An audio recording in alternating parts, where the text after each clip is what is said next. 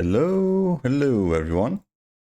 Now, let me just let's see, change over here. All right, what do we have here? Yeah, this one. Here we go. Much better. Hello everyone. How you doing? Hope you guys are having a good day so far. So yeah. Right, today I was really thinking I wasn't gonna be able to stream on time. Just because today was pretty fucking busy at work and there were so many fucking people to attend. I barely managed to fucking get out on time. But yeah, it's fine. It's fine. I'm also gonna have like 4 days of like vacation because tomorrow's free day or whatever. It was vacation. Tomorrow's gonna be a holiday, and I also took Monday off. So yeah, I'm gonna be chilling for 4 days before I have to go back to work. Right there.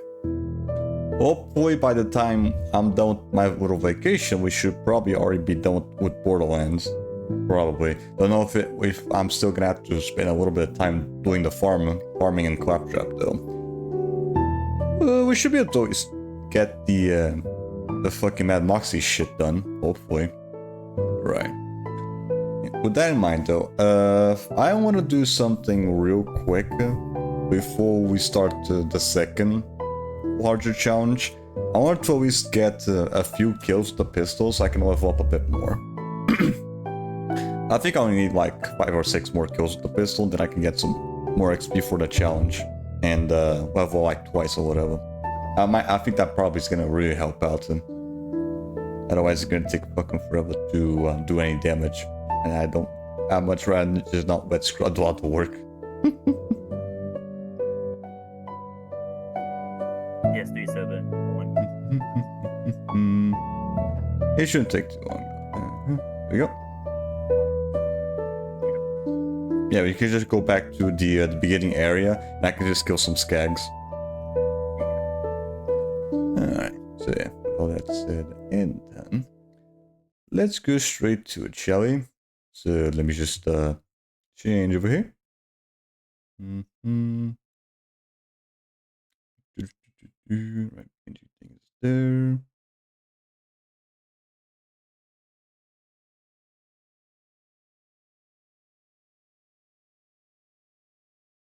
Mm-hmm. Yep. All right.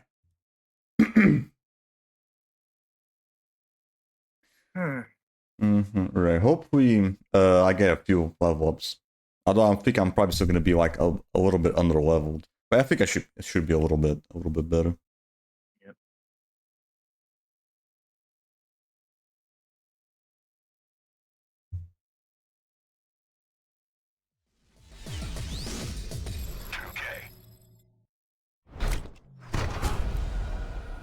What else? Hopefully, this one doesn't take as long as the previous one, because goddamn, that took fucking forever. Yeah. Oh That shit! Yep. I think it's like a much smaller area, so I think yeah, it's more condensed compared to the other ones. So I think we should be good on that. Yep.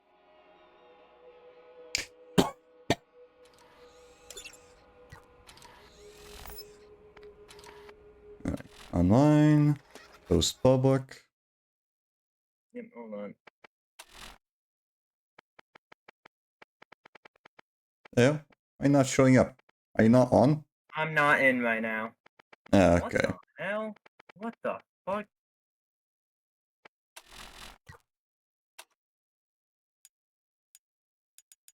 Yeah, what the fuck is happening? I don't know what is happening. What is going I'm gonna on? restart on them some stag noise. Oh, And the game won't show. That's weird. I'm gonna restart stream. Hold on. is it just a capture card fucking up? It is definitely that. Okay, so that's also giving you trouble. Yep. Yeah, hold on. I'm gonna restart stream. Stand by. I'm probably gonna restart my computer too. Damn. Yep. Give me one moment. Right. I guess while we do that, I can just get some stuff done here.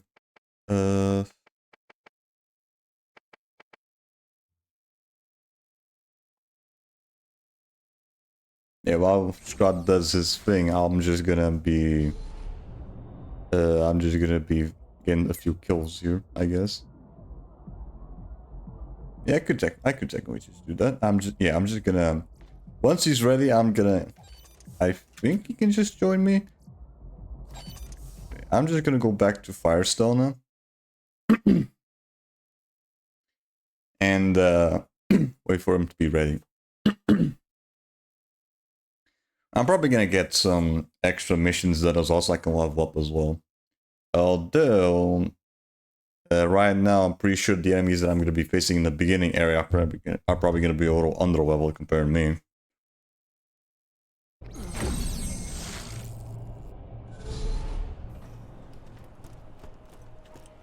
Right, I only really need a couple kills.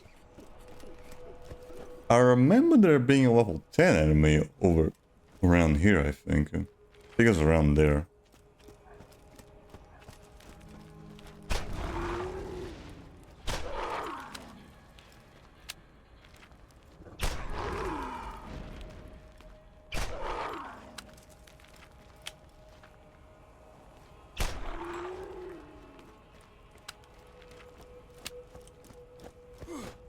Hmm.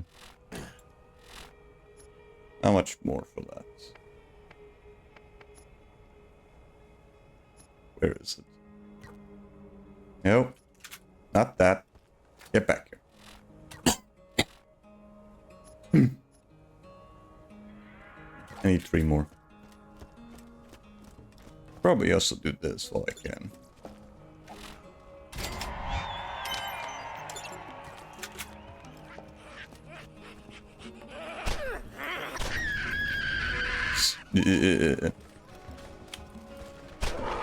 Nope.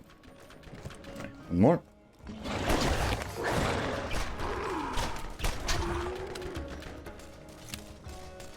Should have given me the fucking challenge done.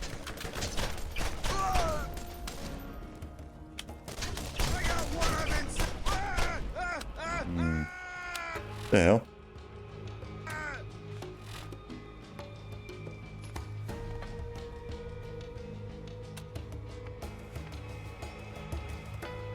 Alright, gotta be kidding. There's still way more shit left. Damn it. You get melee kills, explosive kills. Fuck me.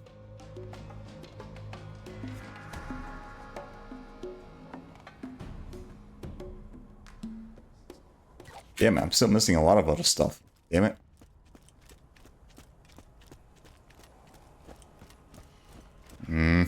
Shit.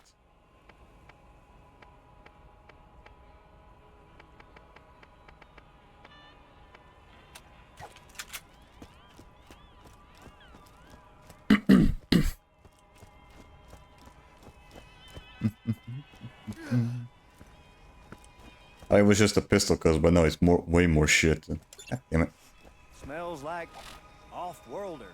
How you liking our planet anyways? Alright, see you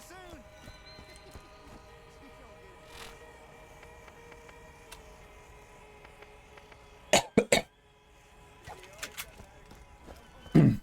Right, back. Alright, so it wasn't just the pistol kills I needed, I also need way more other shit. Damn it.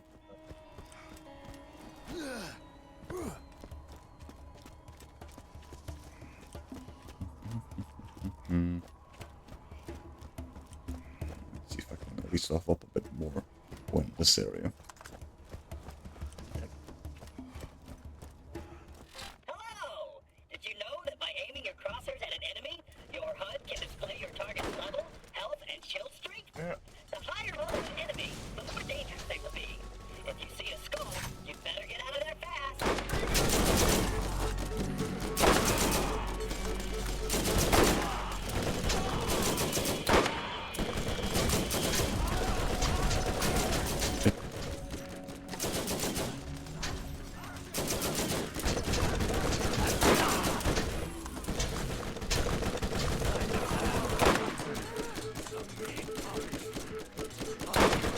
Damn it.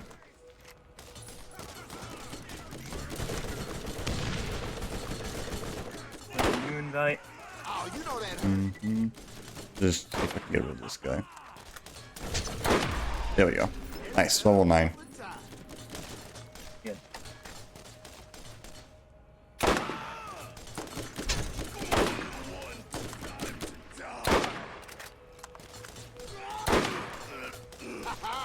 Bullseye! There's no escaping, Mark! There we go. Nice.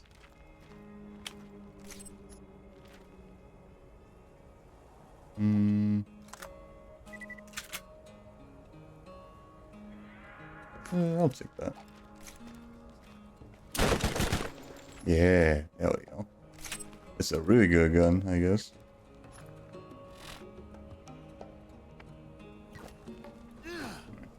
There we go.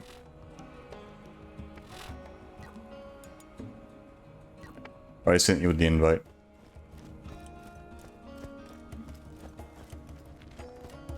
Bet. Gotta do that. Okay.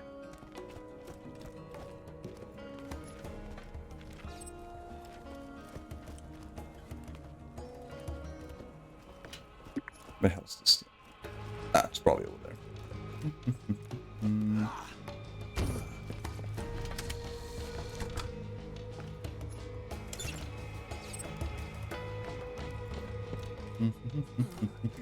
Just say when you're in the game. Yep. I'm getting in right now. At least I finally managed to level up a little bit once. Yep. Let's see. Oh shit, that's like 4,000. No, wait, no. It's a lot, but that mission is gonna give me a lot of XP, but not enough for level up. Alright. There we go. There you are.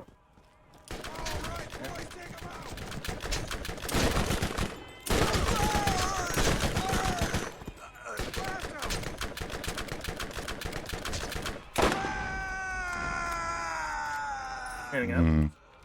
I think the reason there was like a lag going on in the arena, that was because of all the bodies going on. So it might be best to have like some incendiary gun so I can like burn off the bodies. Yep. I don't really have one on me right now.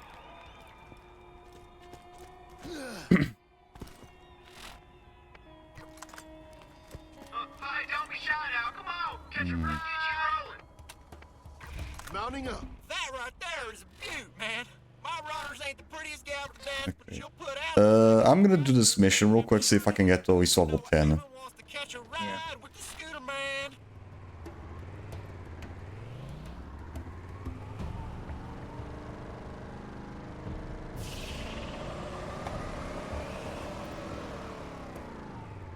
Oh hell, did you just leap over piss wash goalie and one of my runners? Man, dude, tell me when you're gonna do that crap. That was awesome.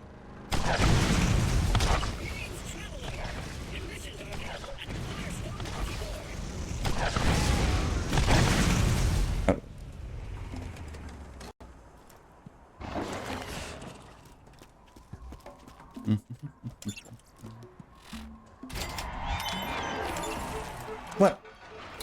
Fucking adult skag. All right, why don't you come on back? I got something for you. Ah, come on, that's not even enough. Traveler. New missions are available at the Firestone Bounty Board. Should have been enough for it. Yeah, whatever. I want to see what skills could be useful for this. Ammo regen, yeah, definitely.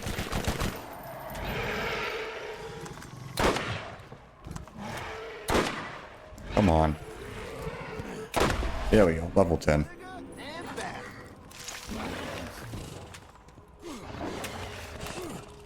I was just dealing with some skags in here.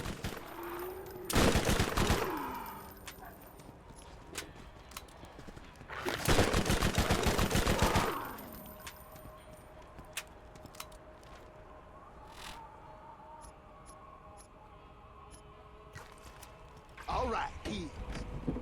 Alright. I should be good enough for the arena. Maybe you could probably upgrade ammo regen. I think that would look better. Hey, where is it though? The skills. Yeah, but I'm pretty low level for that. No, it's the ammo regen. Stockpile? Where's the Scorpius generator? Right, I already have one. I already have one skill on it though. I might put another one. Yeah, there we go. Or, now I have 2 skills on that regen. Yeah, it's better off that we have that you probably. Hold on, are you able to reset your skill tree? Because that could be a big help. The what now? Are you able to reset your skill tree? Because that would be a big help. Save a skill tree, what? Reset! Skill tree. I don't know if you can. I might be able to equip 3 guns now. Yeah, you can. On this machine.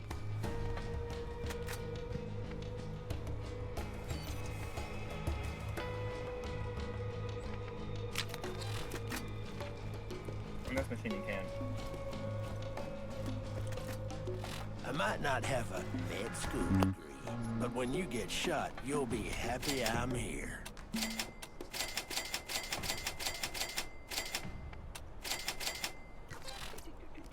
There we go. Here? Ah, purchase reset, there we go. Reset everything. So yeah, I'm gonna put all into regen. There we go. And also aid station. Yeah, there we go. Yeah.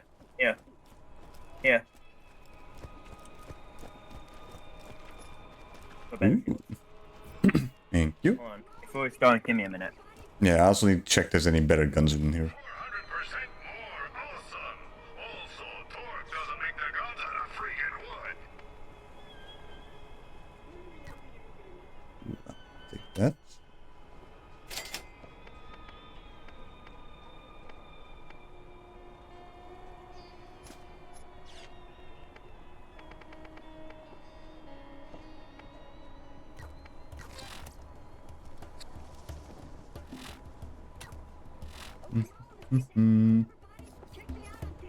Where is it? There. Switch that one.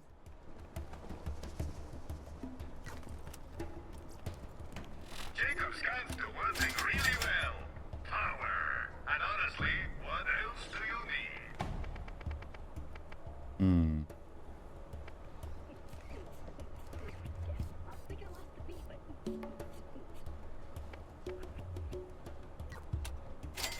Let's see, I'll buy that as well. I think that's the way.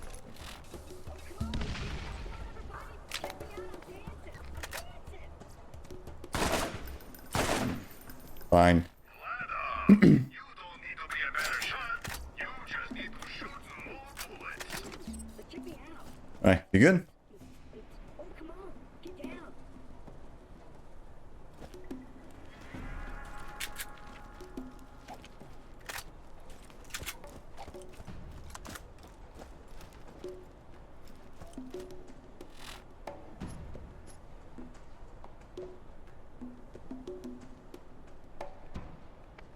Oh, come on, let's get down. Come on, everybody. Check me out. I'm dancing. I'm dancing.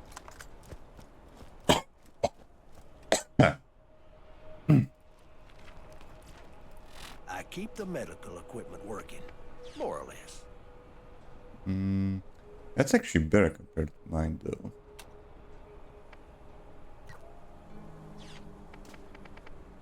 No, wait, no. The one that I have is better. Right. Okay, we good? Yeah. Alright, let's go. Yeah.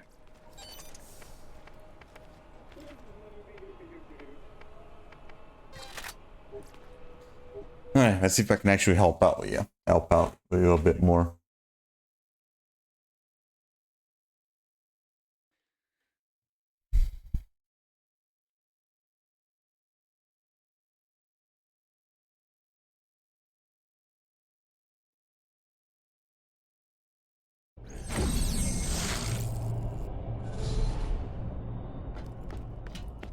Alright, let's just go straight to it. Yeah. Gotta get ammo. Oh, right. I mean, you can just get ammo right in between rounds, though, so it should be fine.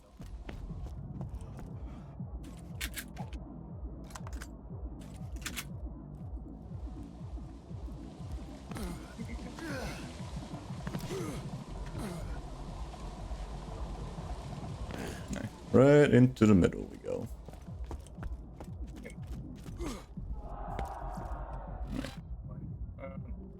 What?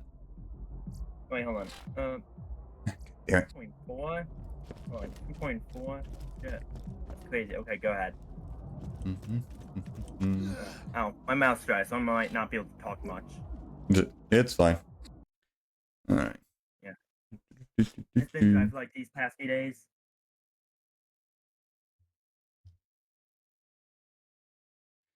Now, let me just pull out the fucking video for this.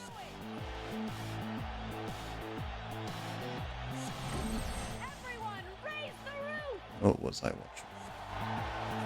watching? Multiplier encountering bugs. Yeah. Let's see if I can still find it though. Where was it? Yeah, there we go. That one.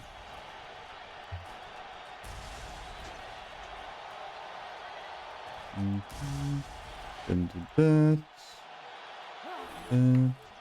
There we go. That should do it. I know I was playing it and played through too little, and the enemies are like in the 30s.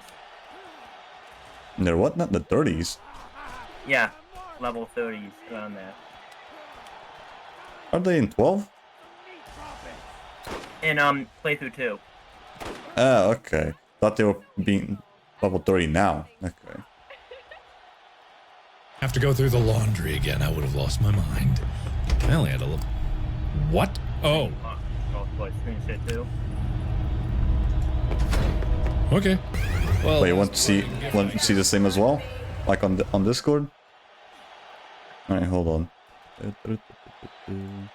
hard to talk. Okay. Clearly I'm going to have to ratchet up the challenge on Here's you. screen. That one. Alright, that should do it. I'll try to get in there. Whoa!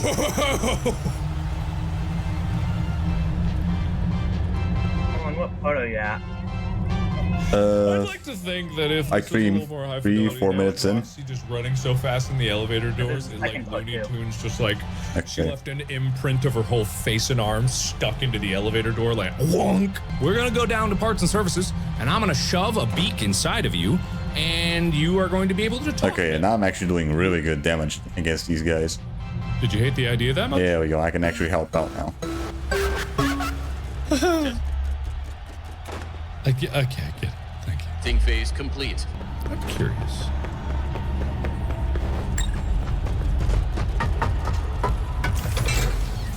I still take a lot of damage.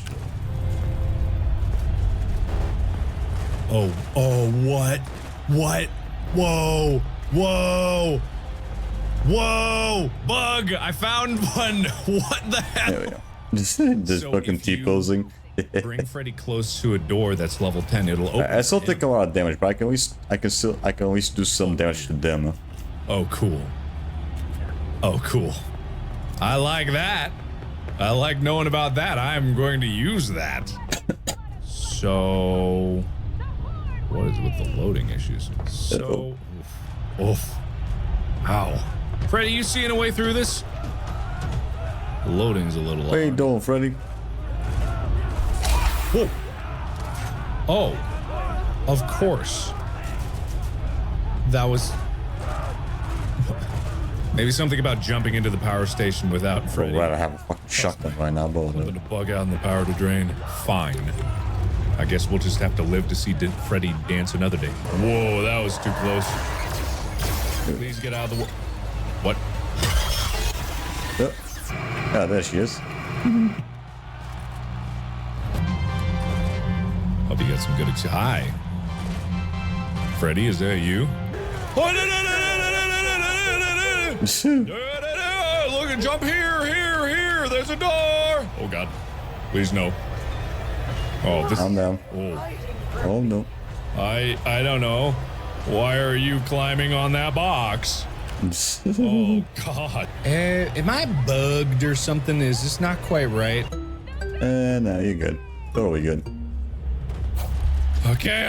I thought it was going to do more than 6. My brain was already full to bursting. Okay, look at that arm there. What a... Whoa! What? Lobby, okay. What happened? What happened? I'm just gonna stay on the stage, and that's it. Come here. Oh God. No. Huh? Oh. Stay still, your shit. But you're not that long, so... What happened? I saw a mission pop up that said Plan A. Plan Freddy, A. please. Oh my God, no! Not like this. Please. Give me in. Freddy! Oh, I think you showed me this one before. For this game, and I think what the intention was to fix some bugs and possible exploits with Freddy being able to open doors or being summoned too closely. Clearly, the way that he's summoned now has changed. Mm-hmm. I think what they did was make Freddy come to you from farther away and not teleport so much. Over here. But in doing so, it seems like they broke him entirely. You better get on your feet. Broke it entirely. Oh, wait, there's also a second. But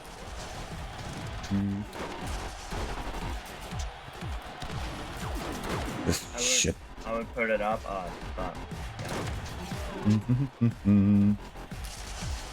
This shot. This sniper takes fucking forever to shoot again. There are scary down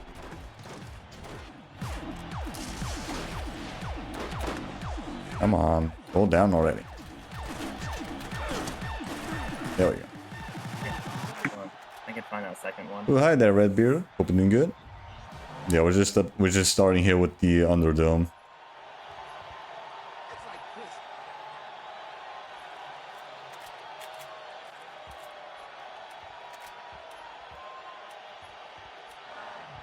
Yeah, I'll probably take the shotgun instead. Might be better. Found it. Here. Yep. Also epic mode. Hope we're doing good. Yeah, what's up?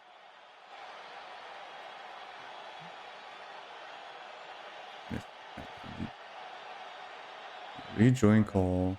There we go. Who do you love? Get your sidearms ready. It's time for Do that. your Do pistol. this. Everything else? Well, not so much. And here. Ready. You want me to stop? Bring on the next wave. There we go. Ready. Pretty good. Oh god, oh god. Freddy? Freddy? Shotgun. Yeah, he does anything. Oh god, no. Freddy? Freddy? Damn it. Yeah, fucking grenade, dude. Oh god, Freddy's gone golden Freddy mode. What in the hell? I know he's trapped under the floor, but he's really trying to get out. Try again, pal. There he is. Good effort, buddy. There's the buddy. What's this? It looks like an old camera. Oh. I hate those things. What? Oh god. No. Oh! What? What? Zzz. You! Ooh. What? What? What? Hello? Ooh, nice shot. Huh? What? There you are. Where do I There. go? What? Oh, I Nice. see. Okay. What? Oh, What? okay, that's it. The molecules and Hold on. time. There is no need to. Gonna close this door. Closing. Oh my god, no! No! Where was he? Didn't see the dude. Oh, good thing I saved! Yeah. But what? Okay, you were still moving there for a bit. I definitely didn't get anything from the bowling alley. Oh, Game's buggy as hell. Yep. The game was once, it was buggy as shit. God I damn. wonder what if I... Yeah, it happened to me too. Aha! I've fixed him. Perfectly fixed now. Done. I can't get out of him.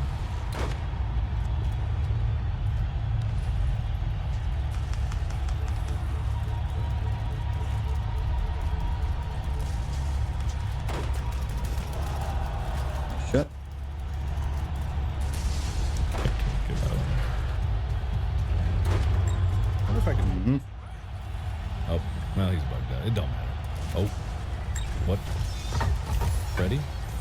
Did you He did. break the elevator for him? Yeah, he's dead. Did you break the elevator? Some kind of skill left in these old... Really? Oh, this is bugged. Oh, man. Get your ass here. Hold on. I don't know why that... Open the door, Freddy. Open the door. Open the door. Ready. Open the door. Ready. Yes! Oh, I'm going to cheat through because I'm going to get in here with him. He's... Oh, Damn it. Now he's stuck inside. wow, that's weird. That's like a hard... What if I hop out? Am I through? Oh, he's out of the room. Oh, that's an interesting trick. Oh, no, I would have gotten these already, but... Wait. What the hell? No, I definitely got that one because that one is... That one is, that's the magnet that I used on the machine on the other side. Found the free gift. It's a crappy Mr. Hippo fridge magnet? Good. Lame. This is the bathroom. What? God, midgets. What? Alright. Why are you... There we go. At least I'm actually helping out. Okay, am I back?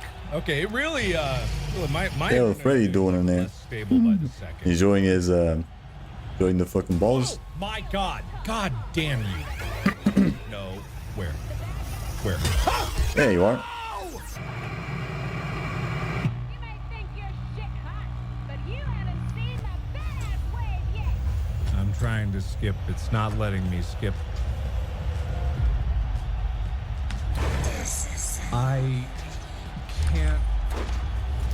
I They can't. totally knew what they were doing with that fucking bunny girl's design. It's not here. They totally knew what they were doing in there. I guess just another thing that doesn't quite work the way it's supposed to. Okay, we made it through the claw upgrade with no problem.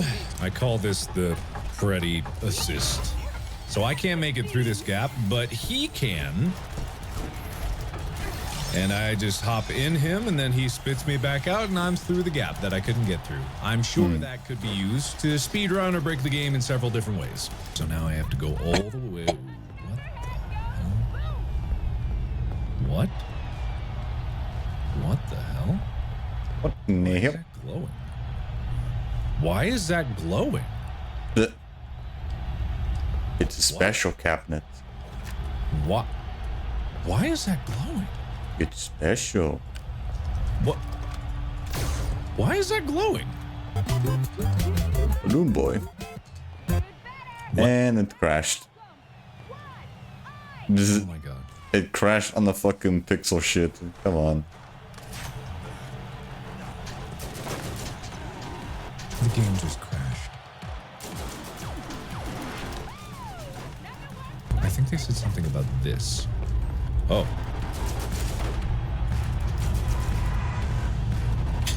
Good job. You have found a driver assist head. I do not believe it will work in that condition, though. It just went to 5:15. I didn't get that gun. The clock literally went to 5:15. I don't know if this is going to permanently break the game, which seems very likely to do. Yeah, all he gains is If it's 5:15. That So, must I'm be guy here was just snipers. This shit.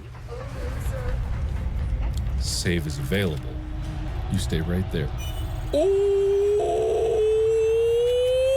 Okay, I'm just gonna create a new slot.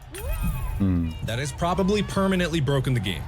I would imagine, because that seems like something that you shouldn't be able to do. And here she comes.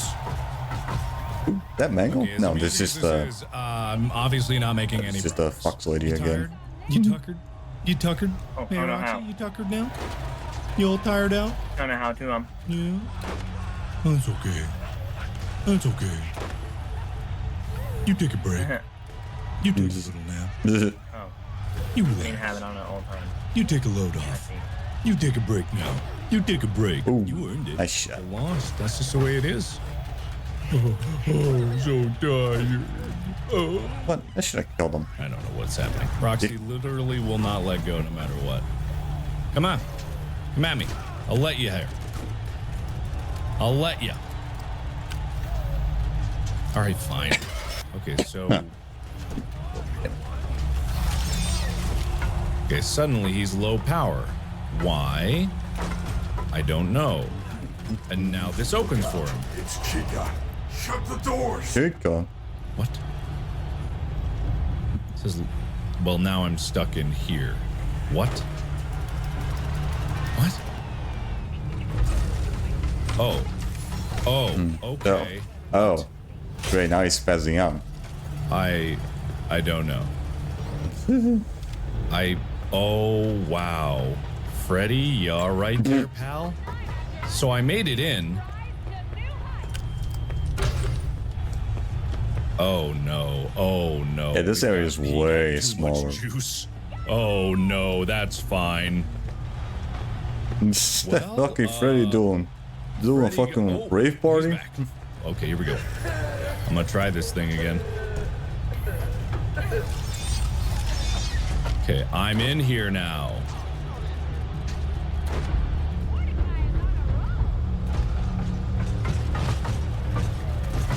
Well, that's... Oh, you are so unfortunate. And he's spinning again. Great.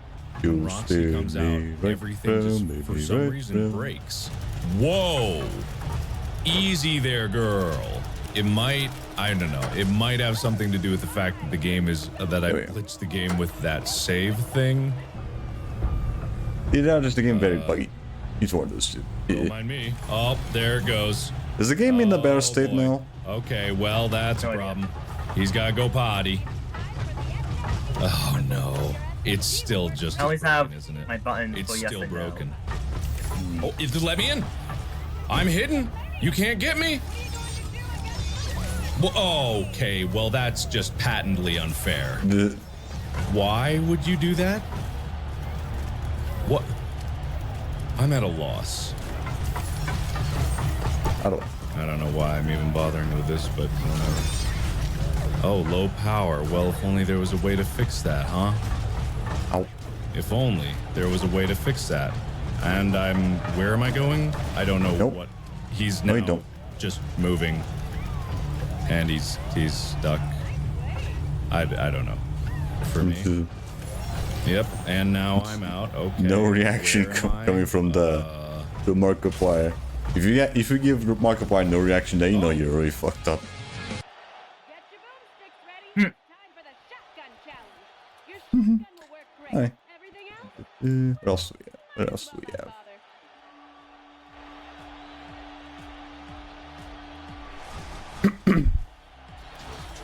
What else do we have here?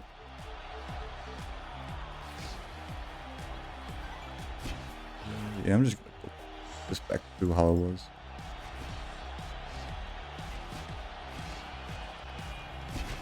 Oh, great. Welcome back to the Memorial. And just And now we get another Princess Peach segment. oh. So this is after every chapter boss. Then, Yeah. So, because like, that was nearly the same. Yeah, I love watching these dudes sometimes. It's super fun. They're super funny. Right. It's basically how they're doing their formula. But instead of like Princess Peach just discussing to Grok, can androids feel love, and that sort of thing, it's just Peach continuously using the panic room to enter the castle, but they never block off. Godspeed. Like, how does she keep getting out? I was like, you ever thought of checking the room? Bowser has the attention span of a goldfish. We only laughed at Joaquin Phoenix in the movie Her because she wasn't an anime character. Oh, I forgot about that. I forgot about that movie. Yeah, when he Joaquin Phoenix had phone sex with his AI. When he fell in love with the phone AI sex. It didn't.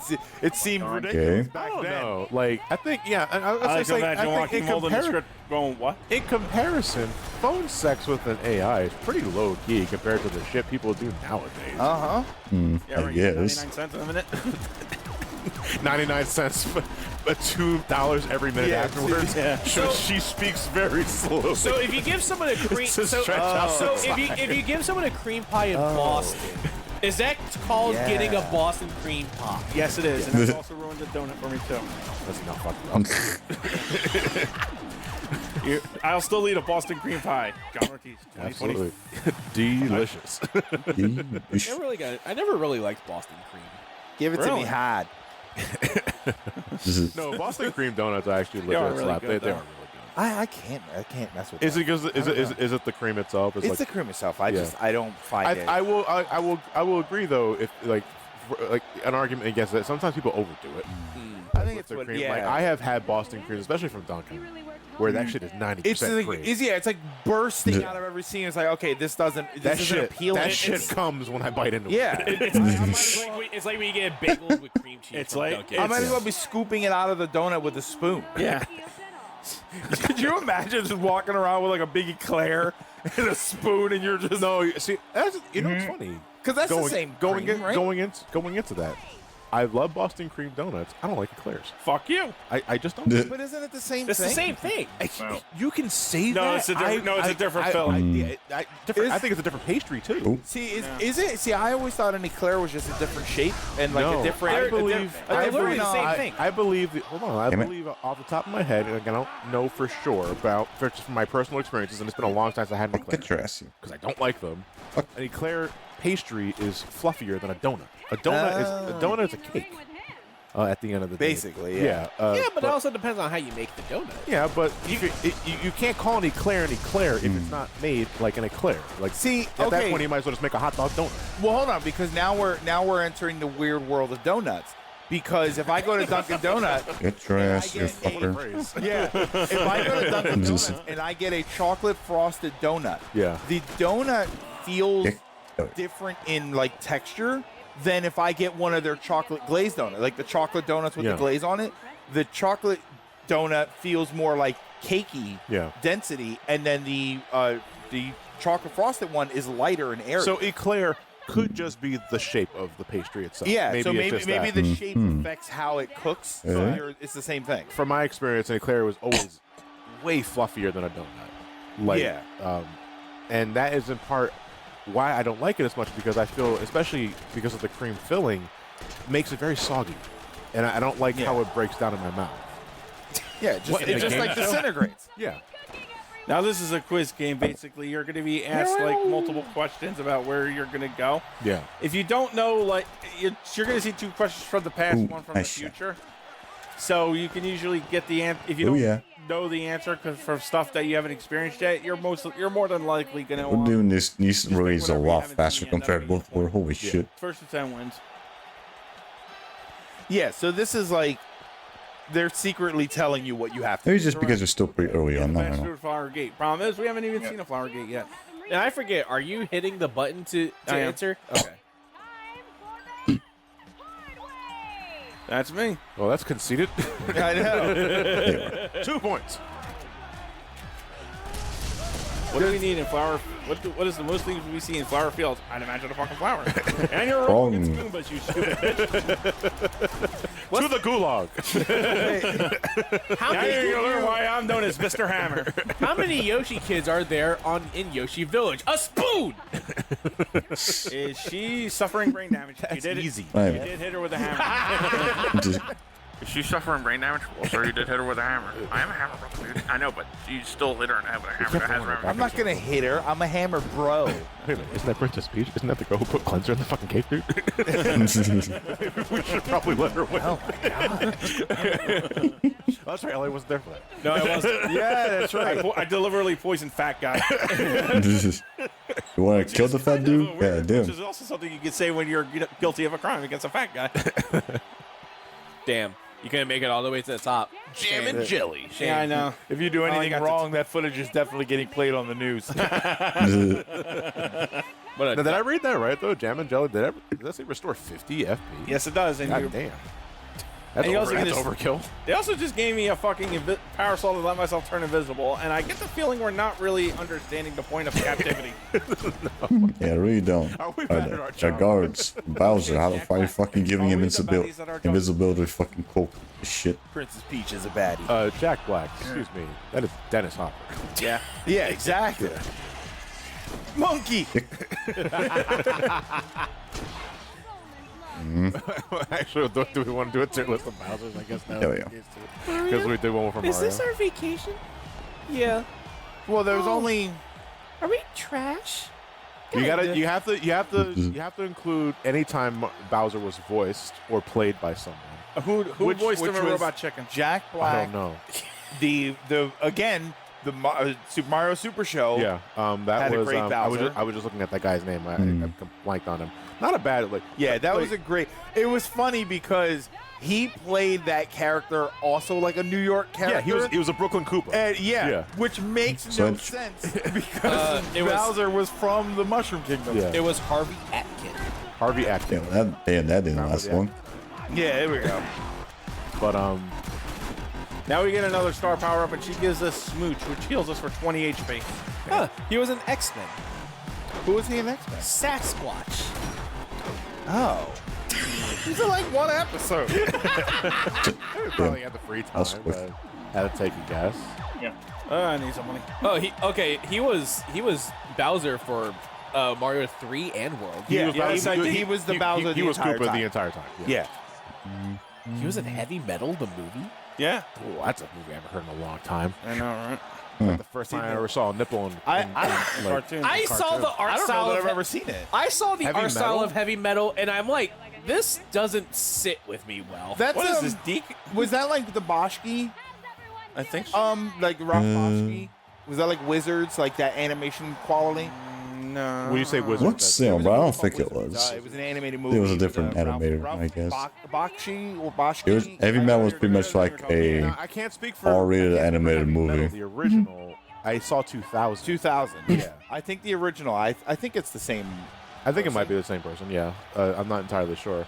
Either way, I got it because the cover was the girl with the large chest. Yeah, you know. And somebody said there was nudity in it. Yeah. So, Hell yeah. So it's an easy sell. Yeah, exactly. So now Easy we're gonna go in sale. here and get the treasure for Easy Colorado come, easy because go, we as they need say. that remote. Like, Cool World didn't deliver what I needed it to, so you have to watch Heavy Metal. I can't watch Cool World. It's Legit. Like, that movie creeped me out as a kid, which deliberately is not a kid's movie.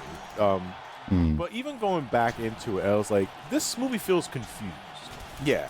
Like, I think it's because it wanted to do the Roger Rabbit thing, but not understanding why Roger Rabbit worked. I think if it had the ability to be a harder rating, I think it would have probably succeeded in what it was trying wasn't to it do. already rated R? I think it was rated R, but if you've watched that movie, that movie tries very much to be more than that. I see. And I think if it had the freedom to be single X, I think it probably would have been a better movie. It would have never sold well. No, Yeah, that's the problem. It wouldn't have been sold in the theater or got the whatever. seed from that bulb that we wanted, so now we have to actually get him that treasure for, you know, actual bartering. Damn it. So Colorado gets what he wants at the end of the day. I know. It belongs in a museum. Ah, man. I killed him when he killed me.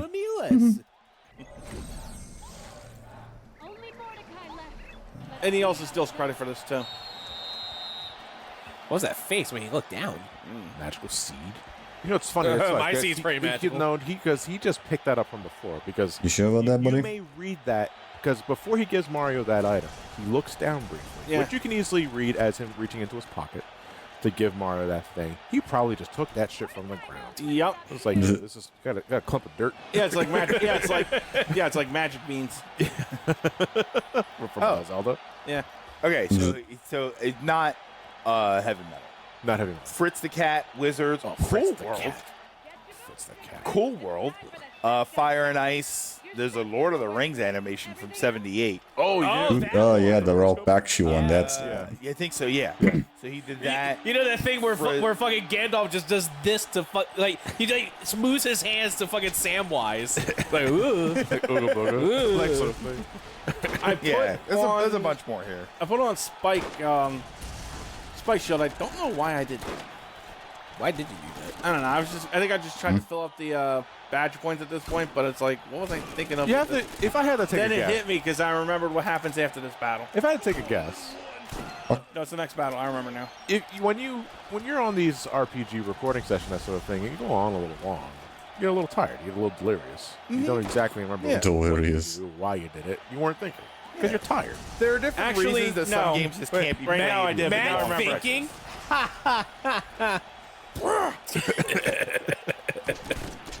What's Elliot doing on the floor? Oh god damn it! What? He only does little wind up toys. Oh, this fucker again. Yeah. And the legs start just The little like the scuba diver. Yeah. Like, the little legs that would kick. I admire this kid's dedication to fucking trying to Come beat back me. here, you chicken! I'm This not a dude's chicken. Yeah, Yo, keep a this dusty. kid Literally in an egg. This kid swam across the entire ocean to kick our ass, but then just misses us, and then decides, "Fuck, I gotta swim back." Yeah. Number one player hater of the Mario franchise. Just like absolute hater. Like, what the fuck is this kid's problem? Even Bowser would be like, dude, come on, man. We He's go like, you kart need to games. light up. I mean, fuck, You want to that come to my castle? Pokemon? Like, I got a girl to make you a cake. It's like, no! I like the little one back there. Yeah. I don't think I've ever seen that pulling at the same time as you did. It's just This- water sounds. That's This it. area there's no- always is weird to me for that Because because it has there's no music. It's there's no just music. water sounds. I don't know. I like when an area does just rely on ambience. Yeah.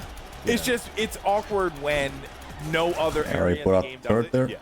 And then you randomly go because now I'm expecting something to happen.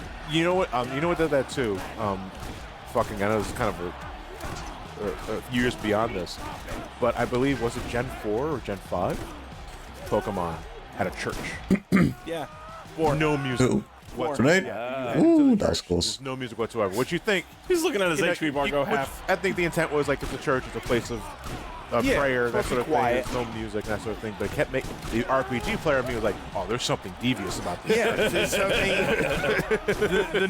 the nuns are snake ladies. Fucking Rayquaza's gonna come up from under one of the pews.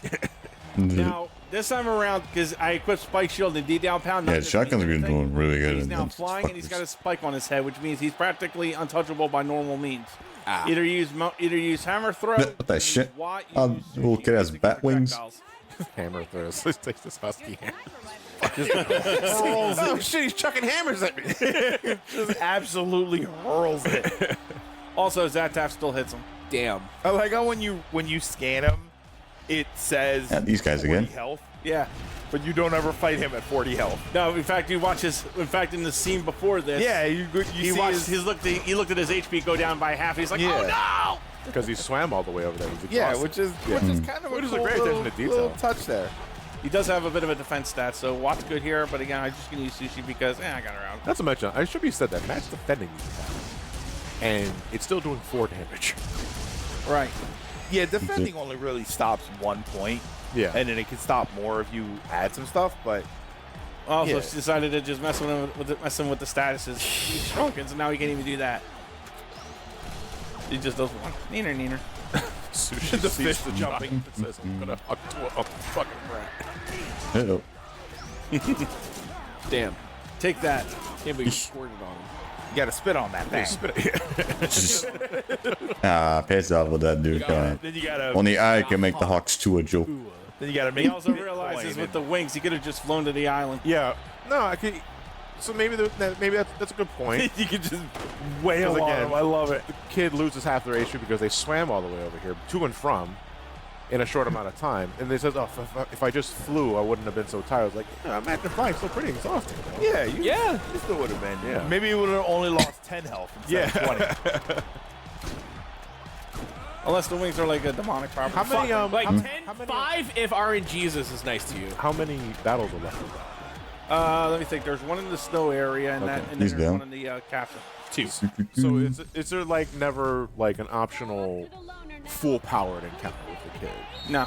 No, Where- that'll be for the What remake. the hell is he? Yeah, that was On thinking Switch of the remake will have the scenario where he I'm does. sitting. There you are.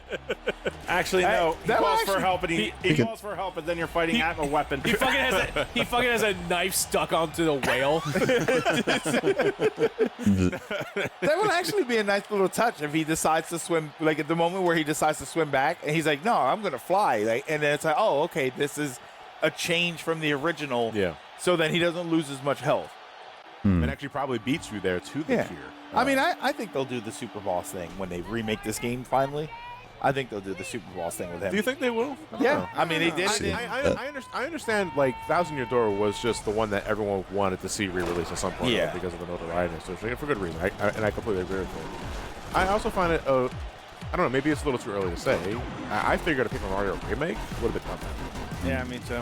I mean, with Silent Hill 2 coming up, and we're getting a Silent Hill 1 remake on the horizon, I think anything's Silent Hill 1? Good counterpoint. You got to remember though, this is also Nintendo, and Nintendo does things on their own time. They are allergic. How long to, they sometimes are allergic to money. Yeah. Yeah, well, it's not, see, and that's I always defend Nintendo for that. No, the difference is just you don't hear about everything 5 years ahead of release time. Yeah. You're gonna find out that Paper Mario 64 is getting remade 4 months before it comes out. They did it with Metroid. They do it with all of these. Yes, there are exceptions. Yeah. The Bayonetta thing was a problem. The Metroid 4 thing was a problem. I was going to say Metroid Prime and was the a good example. and the Tears of the Kingdom, people say, "Oh, well, we knew about that before." Sure, but after Sure you Breath of did. the Wild, did you really think they weren't gonna make another one? It's not really a surprise to find out that. I mean, but Breath you of- didn't know This just anything. in. Yeah, This just in. Popular and successful game gets sequel. it's gonna get a sequel. but also- you didn't It's a- know. But you didn't know anything about it. But also Breath of the Wild pre-Switch release was also another one, I think. No, but either way, it's this is like Uncle has People, it right. people use Tears of the Kingdom as an example of, well, we knew about Tears of the Kingdom years before. No, you knew they were doing Breath of the Wild, another one, Shut up, and Gil. you called it Breath of the Wild 2 forever. You didn't even see the game until within a year before it came out. And then they had to delay what the name of the game was for real world problems. So it's like they don't announce things early. So saying Paper Mario 64 remake, oh, they'll never do it. They're probably doing it now, and then you're going to find out in a month that it comes out in 3. Yeah. This is Kent C. Koopa. He's the other optional boss. He's basically got a nice little defense stack to him. He also he has the ability to attack you while he's upside down. He's also heavily vulnerable to sleep. Like he's just fucking spinning on his back. He's vulnerable to what? Sleep. Okay. Yeah. Wait, I mean, he's more dangerous now, right? Wait, Kent C. Koopa? Yeah. Can't see. Right, that's why because he has glasses. After the war in Yoshi's Island. Because again, this is another Yoshi's On callback. Because Yoshi's On, the major boss of the fourth world was the giant Koopa that you had to land on his back and ground pound on his stomach. And what Yoshi didn't see is that fucked with the guy's vision permanently. He has to wear glasses. Here's where you're realizing, oh, right, defense that. Oops. Must have been the acid that Yoshi spit in his face. Listen, I saw it in Jurassic Park. I know dinosaurs could do that. Actually, that dinosaur can't. Yeah, but normally... now he's awake. He does have an ability, again, when he's on his back, that'll, I think, hit you and your partner. He doesn't have any status magics, to my understanding. Sweet. You see Mario having a rally in the king. Oh, I did it! Oh, you did it. And it'll be the only time I do it. You see him having a rally at the Mushroom Kingdom, but it's him just saying the same speech that Shredder does in the first TMNT movie. Punish these turtles. 4 turns. Yep. Like I said, he's barely vulnerable to sleep, so you can easily just use it to wail on his ass with any of your power So abilities. I'm assuming the 3 in the top left is how many turns you have left for Yes. the power out. That sort of thing. 9 damage. Holy shit. Yeah, that's the Ultra Hammer, the power, the regular power swing, That's and the then power of the sun, baby. Yeah. Power of the- Salute the sun, Ew, motherfucker. the sun. Power pack taste of Sunny. Except a lot of things, or even surpass it. Even I like Sunny D. I used to like Sunny D. I can't drink Sunny D I anymore. still like Sunny D. We were talking about viscosity earlier. Sunny D, Sunny D feels like I'm drinking orange-flavored spit. Thick tang. Yeah. And that's yeah. I mean, yeah, you're right, but that's also why I don't drink it anymore. I don't mind the viscosity of Sunny D personally. Is it thick? Yeah, it's thick. But I mean, I can still take it. Like it. Sunny D feels oily to me.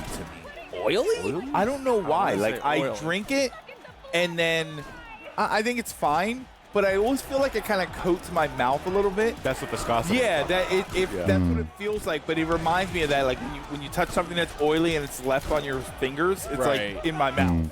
If you don't beat Kent C. Koopa, you have to take the pipe underground to get back to Toad Village.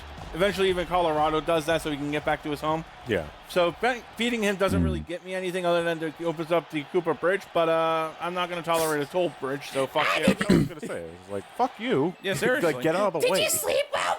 He couldn't see before, now he really can with a couple of black eyes. Oh, just take the glasses, stop on the ground, that's it, go out. You can't, what's he going to do? He can't see it. You wouldn't hit a guy with glasses, would you?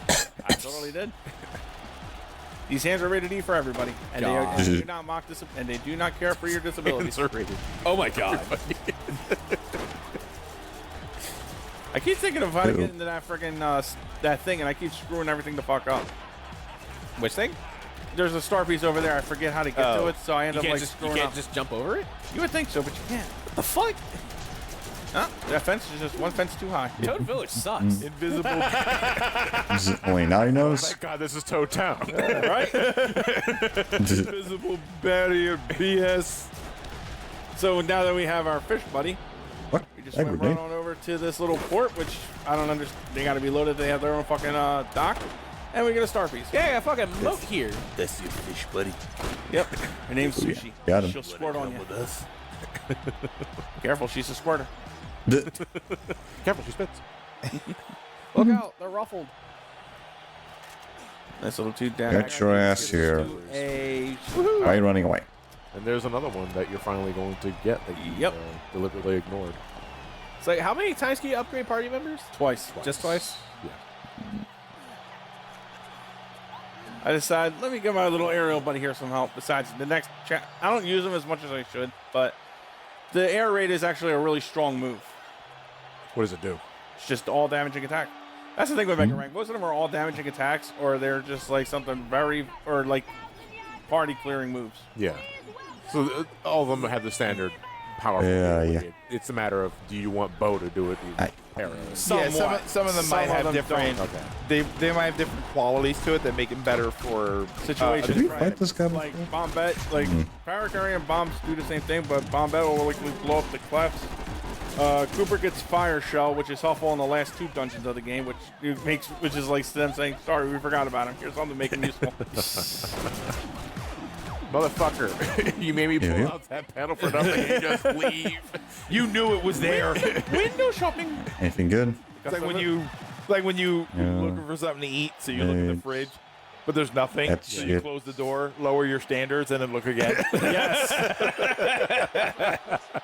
For me, my equivalent is when you go to a gaming convention, you see a game going over $200, so you start gushing about it in front of the guy, and he goes, "You want it? It's $200." And then you look at him and go, "Why? Mine works." Super blooper. That's fucked up. That's so fucked. I don't know. Like I'm not sure if I'm alone on this one because Matt actually just reminded me of something. Where rocket launchers do more you see damage. something priced extravagantly, and I'm the kind of guy that if I see it, I'm fucking paying this much money. $200 for this game. But I was doing some shopping with Nora this past TMG, and she was just blatantly like out loud saying, "He's like, oh, that's way fucking overpriced. I'm not spending $200 for the Shin Megami Tensei game and that sort of thing." And I was also like, but it's good the owner is like right in front of her. Yeah, and that sort of thing. I was like, damn. I was like, I guess to me it's. I'm the kind of guy that's like, I haven't. That's not gonna say it out loud, I guess. But I'm also thinking like, but telling the guy, I don't think it's actually gonna change their mind or anything like that. So I don't bother. Well, here's the thing. Because fuck him. Was she saying, "Hey, buddy, this game's overpriced"? She wasn't talking she directly. Was having a conversation, and for herself. It was in full view of the person. Yeah. So maybe they should be hearing other people say, "Wow, these games are really overpriced. I don't want to buy anything here." Yeah. Maybe that's what they need to start hearing. Probably. Well, the problem was that Nora forgot to haggle. It's like the 3rd time we fought this fucking thing. It'll be the last one. Oh, it was the last one? Yeah, boss is coming 3s. Oh, I'm boy. assuming there's the only difference between Blooper this time is that the guy flunkies. He has flunkies. He also does a charge tank. Blooper and his little bloopies. Blippers? Are they blippers? Bloopers and their little bleeps. Bleepers. There we go. I like that. That's good. Bloopers and bleepers. There we go. Kind of, the super blooper kind of just shitted him out though. Like, yeah, it's the mother. Yeah, they reproduce. My sleeve attack didn't work, so I tried to charge attack, but then I think I missed the timing. Nope, 14. The charge stacks, so you can easily reach some hysterical fucking damage off of with Bombard, especially if you can time multi-bonk right. Yeah. But I've always been lousy at timing those attacks. Meanwhile, with the damage buff accessory badge on Mario, I'm able to shorten the damage on that. Ooh, that looks nasty. He's pissed. He's gonna hit you with his sixticles. He only has 6. Yeah, That's not tentacles. Yeah. Wait a fucking minute. Is that why it's called tentacle? No, because they only have 8. No, I wanted to make sure. No. I wanted to make sure. You could have gaslit me into thinking that. They only have 8, not 10. If it was 10, it would make sense if we called tentacle. They're called tentacles because you have 10 fingers for tickles. What do you think it's called? They're called octacles? Somebody's fucking stupid. Octacles. Octacles. Well, which one is 6? Cephalopods. Sexticles? Cephalopods. Sexticles. No, like as in like the terminology for sex. Yeah. Oh. It's sex. Like penta is 5, septa is 7. Hexical. It would be a hexical. No, it's sex. Yeah, hexagon. No, sex. So for 6? You're thinking Spanish or? Because listen, the one gag we had, me and Alex have for clearing our 6th ultimate fight in 14 is that we're now sex legends. Oh, okay, yeah. So it would be sexticles, which are different if you're watching a hentai. Anyway, again, an attack debuff works wonders on this thing. He's not touching me for anything anymore, which leaves them right over for a good old smackdown. And yes, I did giggle when I played this part because there's something hysterical while watching a ghost smack a giant squid. It's the little things in life, you know? But that's that's kind of like the offensive quirk with Lady Bow is that very easy, like QTE to perform, and she only does 1 damage per slap. Yeah, but two when you get fan. But that's shit. That's 2. 5 fucking times. Yeah, So it's an easy 5 damage. So if they have 1 defense, yeah, damn, they go crazy with the grenades. because it blocks 1 point 5 times. Yeah, right. Get me up to here. Why did I do that? They should take a damage point for that. They really should. They slammed their butts right on the I ground. don't like they land really hard though. To be fair, But they also see Mario just like disappear. It's just like their stealth is on 100. It's like invisible is not invincible. well, now it's a remember they're rolling for curiosity. Rolling for curiosity. Curiosity. Because Oh no, the investigation checks. That's what it There is. you go. Oh, there goes Bleep. Oh, shit. Bleep and Bloop. I like that his eyes were open wider. Look at it. Just slightly wider. Like the pupils were smaller. And you know, Mom's got to be pissed because we just killed her kids. the kids Man. off themselves. Man, Yeah, I know. I don't think the mom's gonna care about the death. Man, fuck them kids and fuck you too. If she didn't Said, want her said kids to Michael be Jordan. caught up in the fires of war, she shouldn't have spawned them in the middle of the fight. Spoils of war, I guess. No, she didn't want her kids to Spoils. like not be in war. She shouldn't have just not had kids.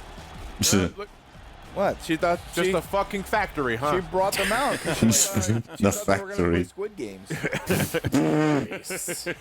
I just wanted to get this out of the inventory. Oh, damn.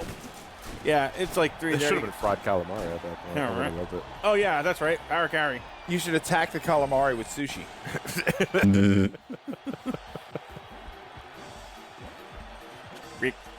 They're so adorable, though. They are.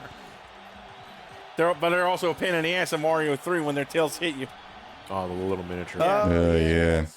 Yeah. Underwater. You're underwater. Yeah. You can avoid that if you dress like a frog. Oh, it's not just in Mario 3. I think they also do that shit in Mario Bros. Wii as well. I hate that it's so situational. Yeah, if it was useful on the ground, it would be Yeah. okay. Or Mario would just like get off his feet and then you just hear. Just wet slapped everything. Yeah, just a wet slap. I love that. Oh my god, I would love that. I decided to show him Power Carry's final attack here. Oh yeah, he kind of does. He kind of like wobbles back and forth. Oh, using a burst weapon. That's Power Carry without any enemy defense essentially does the same damage as a Starstorm item would. Damn. I actually like how you got both the kids and the Super Blooper at the same time. Damn straight. And I Everybody love dies. I loved how locked in he was for badge points. There was no hesitation of which one do I Not a pick. burst It weapon. came up badge points. Absolutely. And here we go. This Oh, is the never mind. this is the thing I put I'm not together. At least I back then. got a rocket. This is just to like save me an easy to reach block. That's You know? what you meant. Because originally Matt was here earlier and only revealed the middle block and then used para-carry to cross across the middle. Right. You bitch, there are 2 other hidden blocks you could hit. So Matt revealed the other 2 and now he can just properly jump over it. And now we're finally getting this ultra power up that Matt ignored. Yep. Mega bomb. Yeah. From bomb to a bomb. From bomb to the bomb. I didn't read that as The like bomb. a bomb. Yeah. I thought it was just like it was supposed to like a bomb. It was like, Hell, he could have taken it really. that is what she is. Hell, he could have taken it to the streets and went the bomb. The bomb. Well, that is another weekend of Paper Mario in the books. And speaking of the books, we have to thank some Patreons for supporting us. I don't know. Get off my lawn. But we have John vs. World, Sonic Mania 2099. Alright, that's good enough. What else do we have here? Wait, no, on video. Hold on. I'll send one in a minute. I'll send one in a minute. Alright.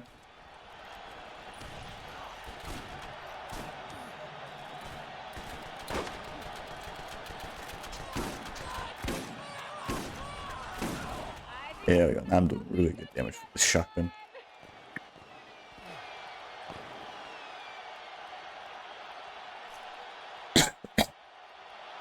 It's the that Clip Crusher put in. I you want me to see like Crypt Crusher going through all the games? Is that what it is? 100%ing at all of them. Yeah, okay. That's oh my god. So hard talk. Oh. It's a 3-hour one. Holy shit. Let's see here. What? This is a 3-hour video? Yeah, damn. I haven't even watched it. Oh. I haven't watched it all yet. Here after 2 years. Well, you've definitely grown since the last time I saw you. And is that a new haircut? That's a new haircut. It's so funny though, because he started out just doing videos when he was still a kid, and his voice changed a lot back like in his early videos. Much better. So to celebrate being alive, let's do something a little bit different today. I want to talk about one of my favourite video game franchises of all time, Skylanders. I spent the majority of my life playing these games and emptying my wallet on all the different figurines you can use, and I wouldn't have it any other way. You know what they say, you only live once, so try to spend as much time playing Skylanders as possible. But with me being such a big fan of this franchise and there being no new games on the horizon, it can be tough to find new things to do. You never know. Activision can always make extra cash from the dead franchise. I've collected all of these figurines, and yet there's one thing I've never attempted to do, but that ends today. Because today I'm doing something absolutely insane. More insane than beating every game on Nightmare Mode, and more insane than beating every game on the Wii. Although that last one did cost me a lot of my sanity. Today, ladies and gentlemen... And at least the early games on Wii might be good. Mostly just the first one. Humanly possible. I'm taking the word completion to its absolute maximum when I say that today... Although yeah, the Giants on Wii can chug a lot as well. And when I say complete, I have not played the Wii version of Giants in a long, but the little bit that I played, it does chug a lot. Each game as fully as possible. Whether the game acknowledges it or not, I'm still doing it. This is going to be a long video. Wait, hold on. Does Greg Clubber have a fucking kick dive? Each game as fully as possible. Yeah, look at that. Acknowledges it or not? No, I mean completing every single aspect of each game. That's so fucking cool. Whether the game acknowledges it or not, I'm still doing it. This is going to be a long video, so And I fucking love brawler characters. 100% complete these 6 games. I've broken it down into 3 Which one do you like the most? The first step is doing let's see. At least on Imaginaries. Grave Clubber and Chain Reaction look really cool. How many pointless tasks aren't actually recognized by the game at all? Like in the and that's what step 2 is. Completing, collecting... I also really like Ember's design. Humanly possible, even though none of it contributes towards a 100% save file. And the final step is getting every trophy or achievement on an Xbox or PlayStation. And I checked they are the exact same thing. Now if you he's probably not going to be up to 100% the trophies on Swap Force though. Wii U or Switch, so you can just sit back, relax, and watch me deal with some annoying things that you will never have to worry about. So, I bet I've made all that sound nice and simple, haven't I? Well, no.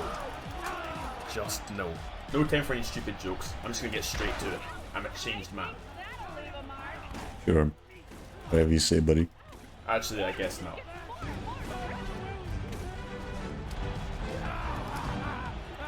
First up, we have the first game, believe it or not, Spyro's Adventure. It's kind of weird to think that I've 100% completed Superchargers Racing and not this game. Anyways, I was nervous before I even began this challenge because the Xbox 360 has the trophies that we need to collect, but it is significantly glitchier than the Wii version of the game. Yeah, definitely. That's also the reason why I play how much more I play the Wii version, because Xbox version tends to be pretty glitchy.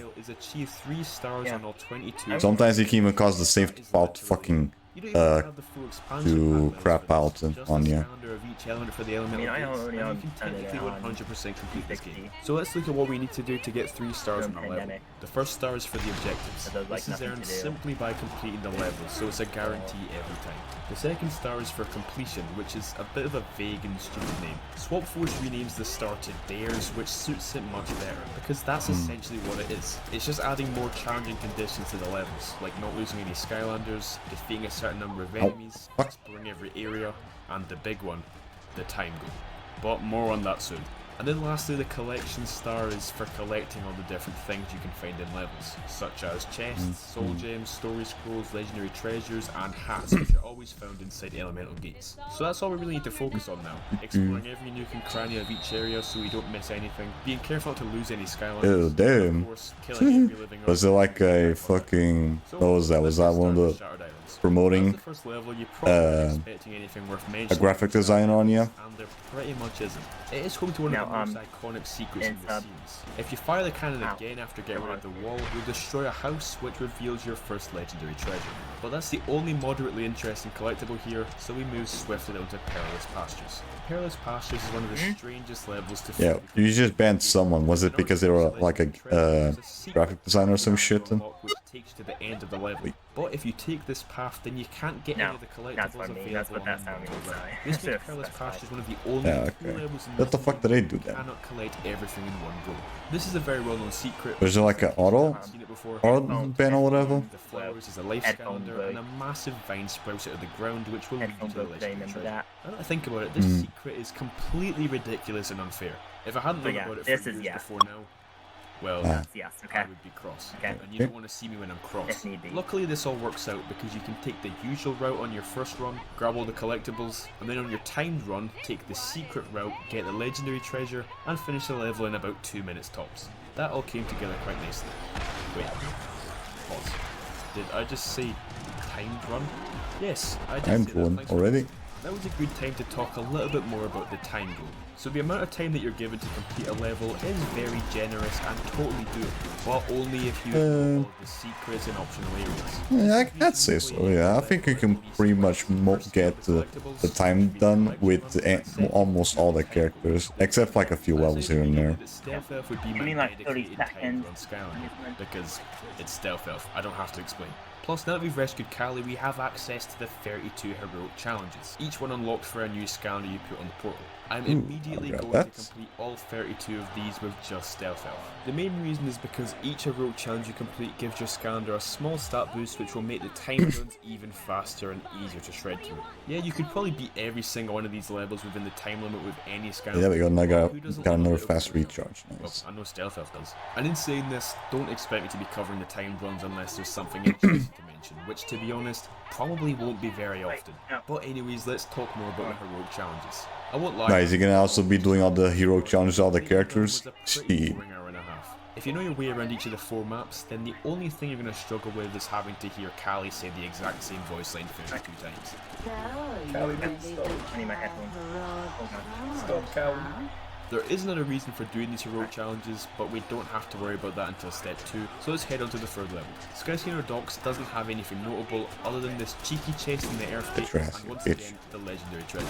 After this gate comes down on the ship, you need to backtrack to find that another gate also came down. It at least gives you a hint since you can see the gate beforehand, but this is still a naughty secret. All 3 of these first levels showcase how sneaky the legendary treasures can be sometimes. These are definitely the collectibles you need to watch out for the most, unless they're literally sitting right in front of you. Stormy Stronghold is really easy. There's this soul gem that's locked behind a gate which you have a limited time to reach before it closes. And for some reason, I'm really struggling. If you fuck up, you can just go back though, so it's not too bad. Tons of time to spare. Oilspill Island is quite an interesting level because it properly introduces us to traversable water. Yeah, I know there was that little bit in the first level, but you can access the chest through the water gate, so just...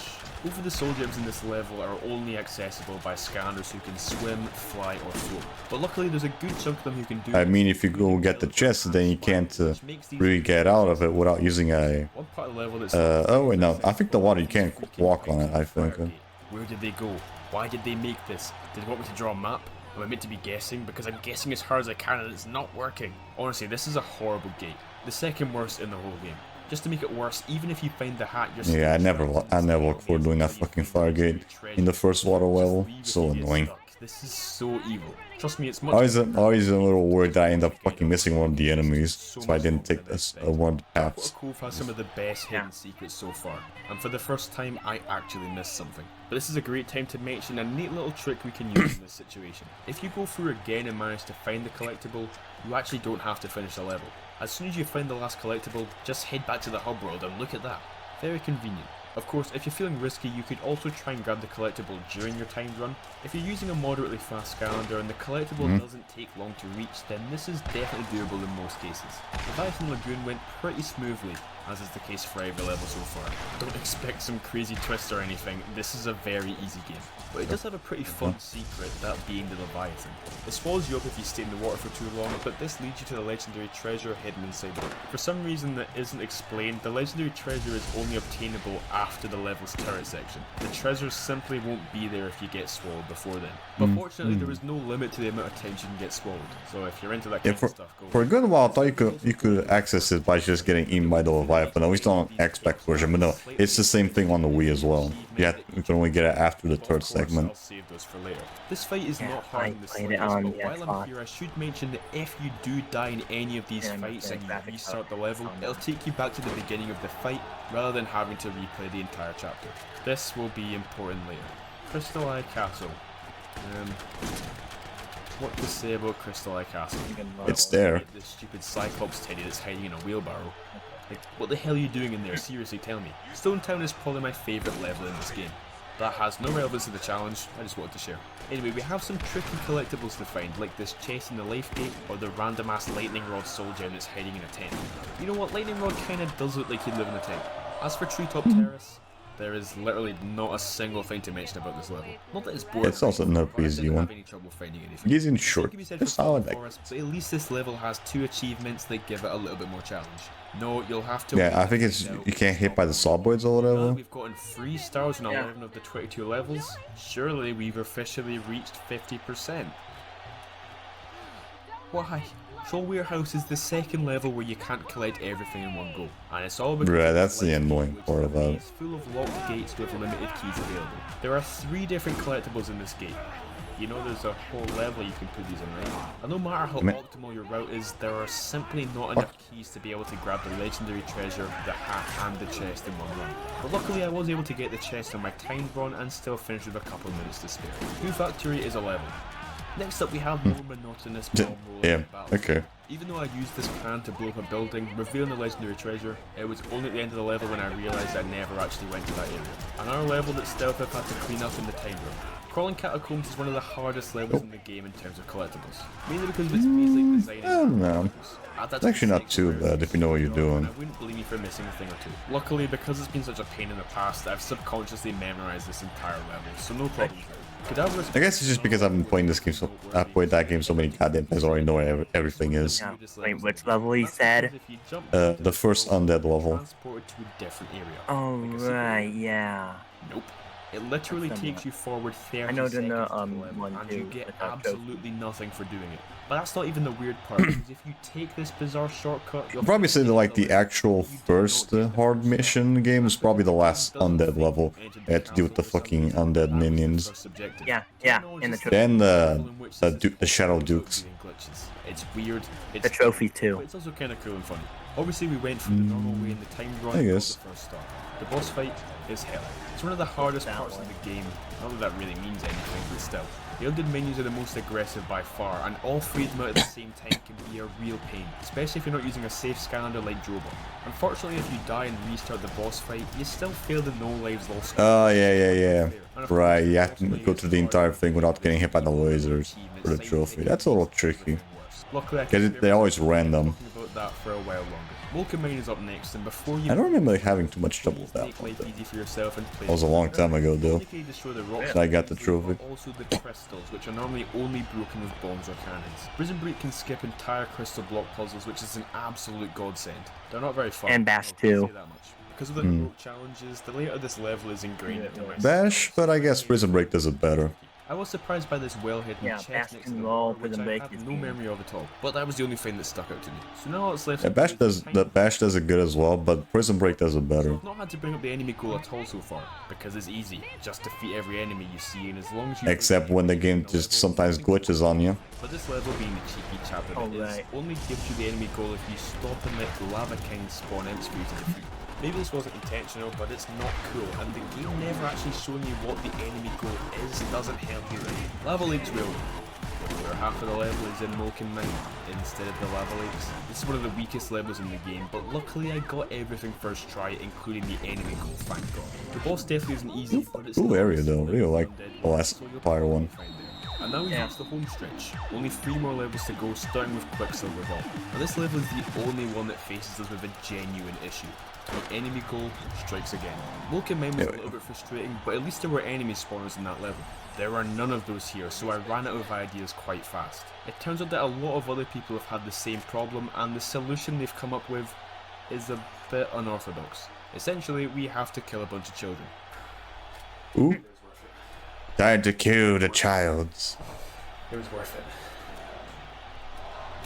It's bad though, holy shit. For once, Sonic Boom's carelessness for our babies is gonna come in handy because... Yeah, it's filled to the brim with shit. At least it's not as bad as like with Square Eye Jack, where it has the whole fucking table filled with shit. Have you seen those videos?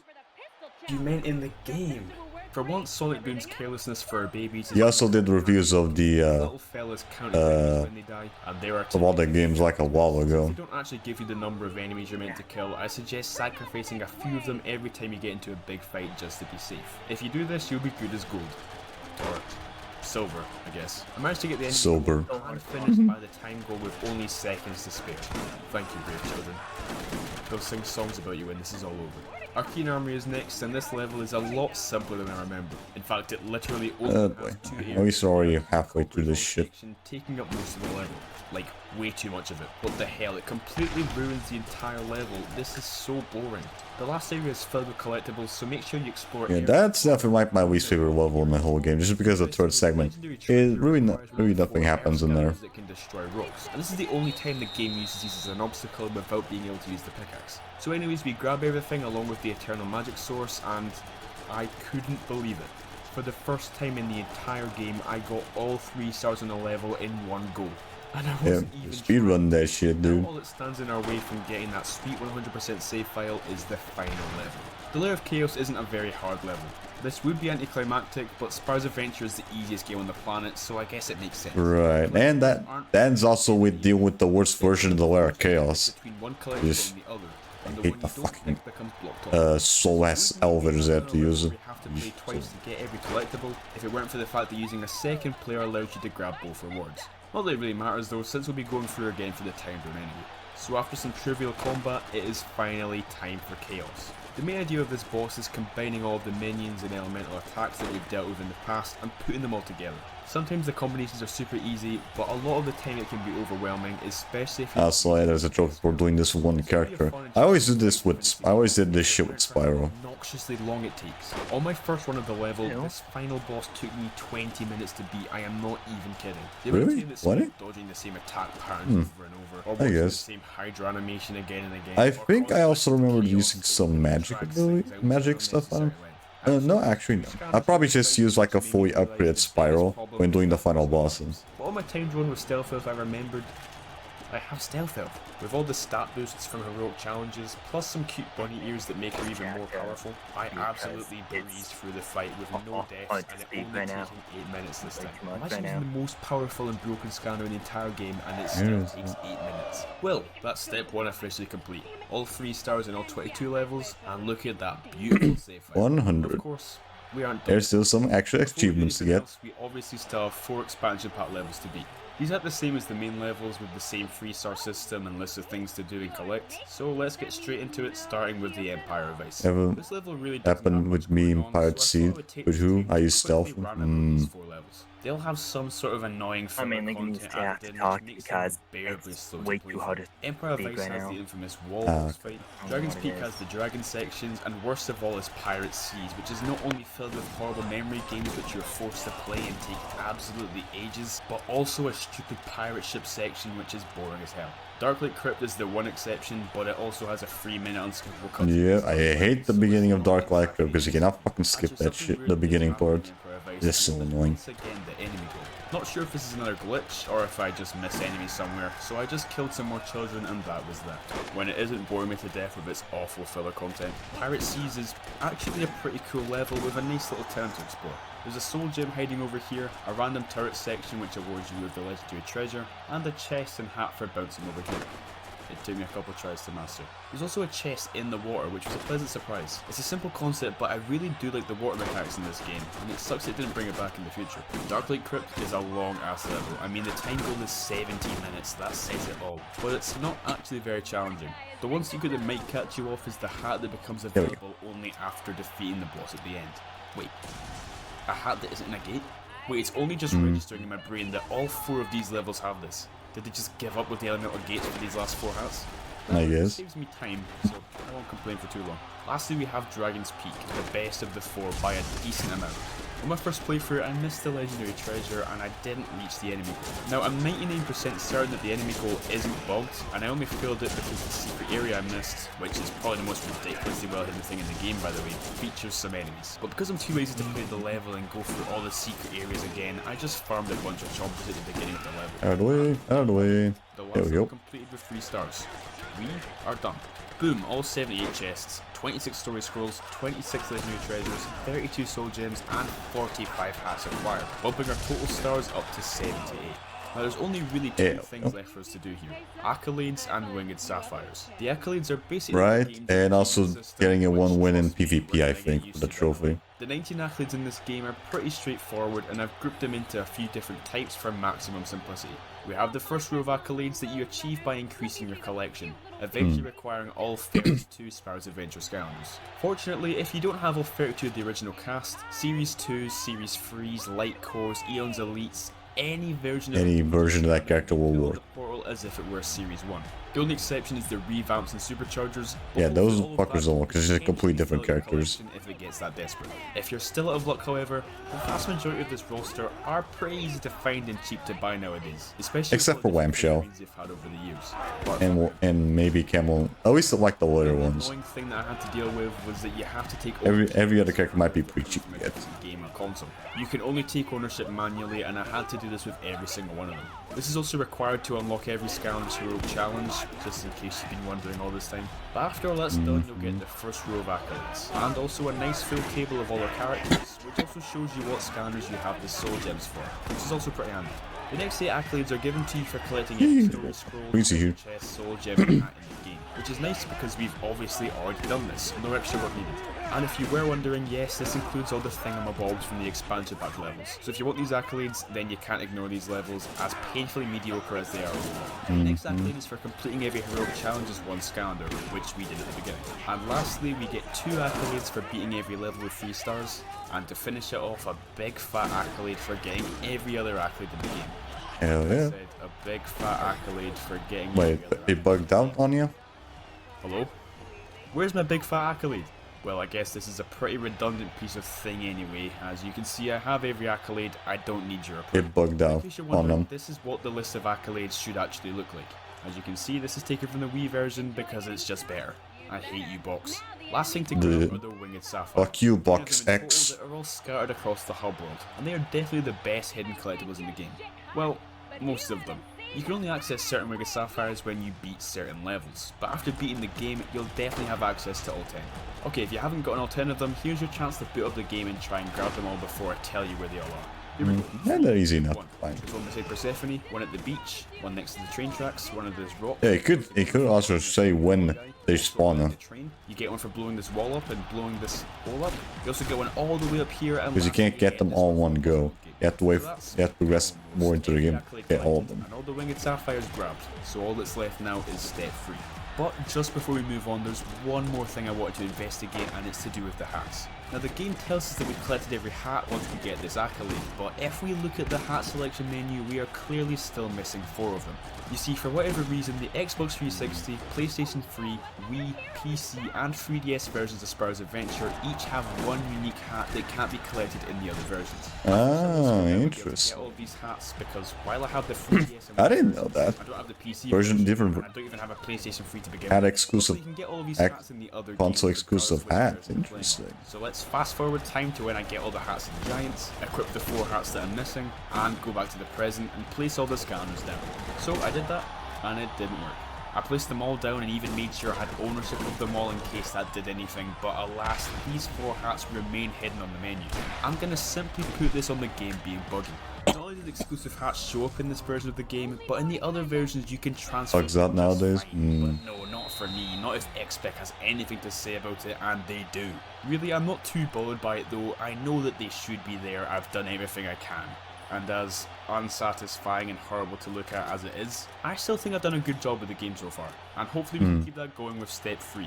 For this step we have a total of 38 achievements to tackle. Now even if you were ignoring achievements, 11 of the 38 are simply achieved by playing through the story and cannot be avoided. And some of them you can just get through by just normally playing through the game. They're not too bad yet. If we also add on all the extra work we did by completing step 1 and step 2, then we actually only have 16 left to do, and some of them are still so easy that you probably got them by accident. So to save time, I'll only go over the ones that are obscure or that I found fun or challenging. Firstly, there are a couple that you just naturally wouldn't think of doing, starting with Leviathan Dentist. This requires you to get swallowed by the Leviathan 5 times in one playthrough of Leviathan Lagoon. It's not difficult, it serves no purpose, it's weird and stupid, I love it. Another weird one is beating all of Falling Forest without firing a single. And nothing good. Now I'll be honest, playing through the level I had absolutely no idea what to do. I tried climbing up the chainsaws while they were still active, but it just wouldn't let me. I found a little trick however, where if you restart the Chaos fight after dying and then beat the level, the game forgets that you used the rockets. So you can easily pick up the achievement using I don't remember how you were supposed to fucking do that trophy. Crystals not included. I managed to do it, but I have no idea how I managed it. The treasure chest, which had one measly rock blocking the way. Fires fireball path? Oh, okay. So it's any type of explosives. Okay. If you find yourself struggling, remember that the achievement will immediately... Right, you can just hit the tank, probably. Not when you beat the level. So just keep looking around and you'll get it eventually. Well, I think I've stalled enough. It's time to talk about the dreaded Chaos Fight achievements. Well, you only have to use one character. The water fight is actually pretty easy. You have to dodge 30 Doom Sharks in a row without getting hit. Right. And when I say dodge, I don't just mean avoid. I mean being so close to the shark that you gain health from it. This could have definitely been a tough challenge if it weren't for the shark formation in the second wave, which is literally just a straight line begging for some easy dodges. Take advantage of this and you'll grab the achievement easy peasy. The life fight is far more specific and does require a proper strategy. You have to defeat the evil Stump Smash while at least 5 seeds are rolling around in the arena. The easiest way to beat this that I found is to get him really low on health and simply finish him off after he's picked up enough seeds. It isn't easy though. Getting hit by the acorn... When I did the trophies for that game, I think I remember paying attention to the miscellaneous shit right while I was going to the level normally. I didn't manage to get the laser one done at the same time though. I had to replay it, get it. The laser sections have a couple of patterns that you pretty much need to memorize in order to get through safely, but that's not the problem here. The problem is the final part of the fight where all 3 minions attack you at once and soon enough lasers get thrown into the mix. With some attacks pushing you back, it's almost impossible to guarantee safety from the lasers when the minions are there, so you need to chip away at their health as quickly as possible before it becomes nearly unbeatable. Definitely go for Chop first and deal with the others soon after, and pray to Glumshanks you manage to get through in one piece. Good luck. One That's all I can piece. say, really. The fire achievement is One Piece. you need to defeat all of the minions using only Gilligrunt's secondary move. All I can say is that's if you easy have enough. Gilligrunt on the hose path, now is the time to use them. I do not. He's using a Gilgrunt with the fucking Anchor's path? Come on, dude. Really? I lost them all in the first attempt. But after getting used to the minions' attack patterns, I started to do a bit better. And it's just a shit. To beat the final fight with It's not bad. It's just the other one's way better. earlier, so not much point basking in Stealth Elf's glory more than we already have. There is only one more achievement that I feel is worth talking about, and it's one that should be an absolute breeze to unlock, but ended up nearly costing me everything, and I wish that was an over. Is it you have to get to like level 10 with a character, but it doesn't work if you have like has caused Skylander fans so much pain it may as well be a torture method. For reasons that I won't even try to explain. Yeah, you have to like immediately start this achievement goes into self-destruct mode and becomes completely impossible to unlock for that player. Yeah, ownership doesn't work. You have to reset. You have to do a full reset of a character for the trophy to pop them. That's what I did. When I finally found one last trick that could save me from this nightmare, and it was a little bit odd to say the least. The first thing you have to do is banish your save file to the flaming pits of hell. Or just copy it onto a USB, that's probably the better option. Either way, you need to play on a fresh reset game. Next, play through the game until you reach Persephone and purchase Iskander's final upgrade, which for some reason cannot be their soul gem. I don't know why, stop asking me questions, I'm not smart. And good god, it actually worked. Now just pop the USB back in and put all the save data back, and there you go. I want to give a massive shout out to Achievement Tips 360 for blessing me and several others with this trick.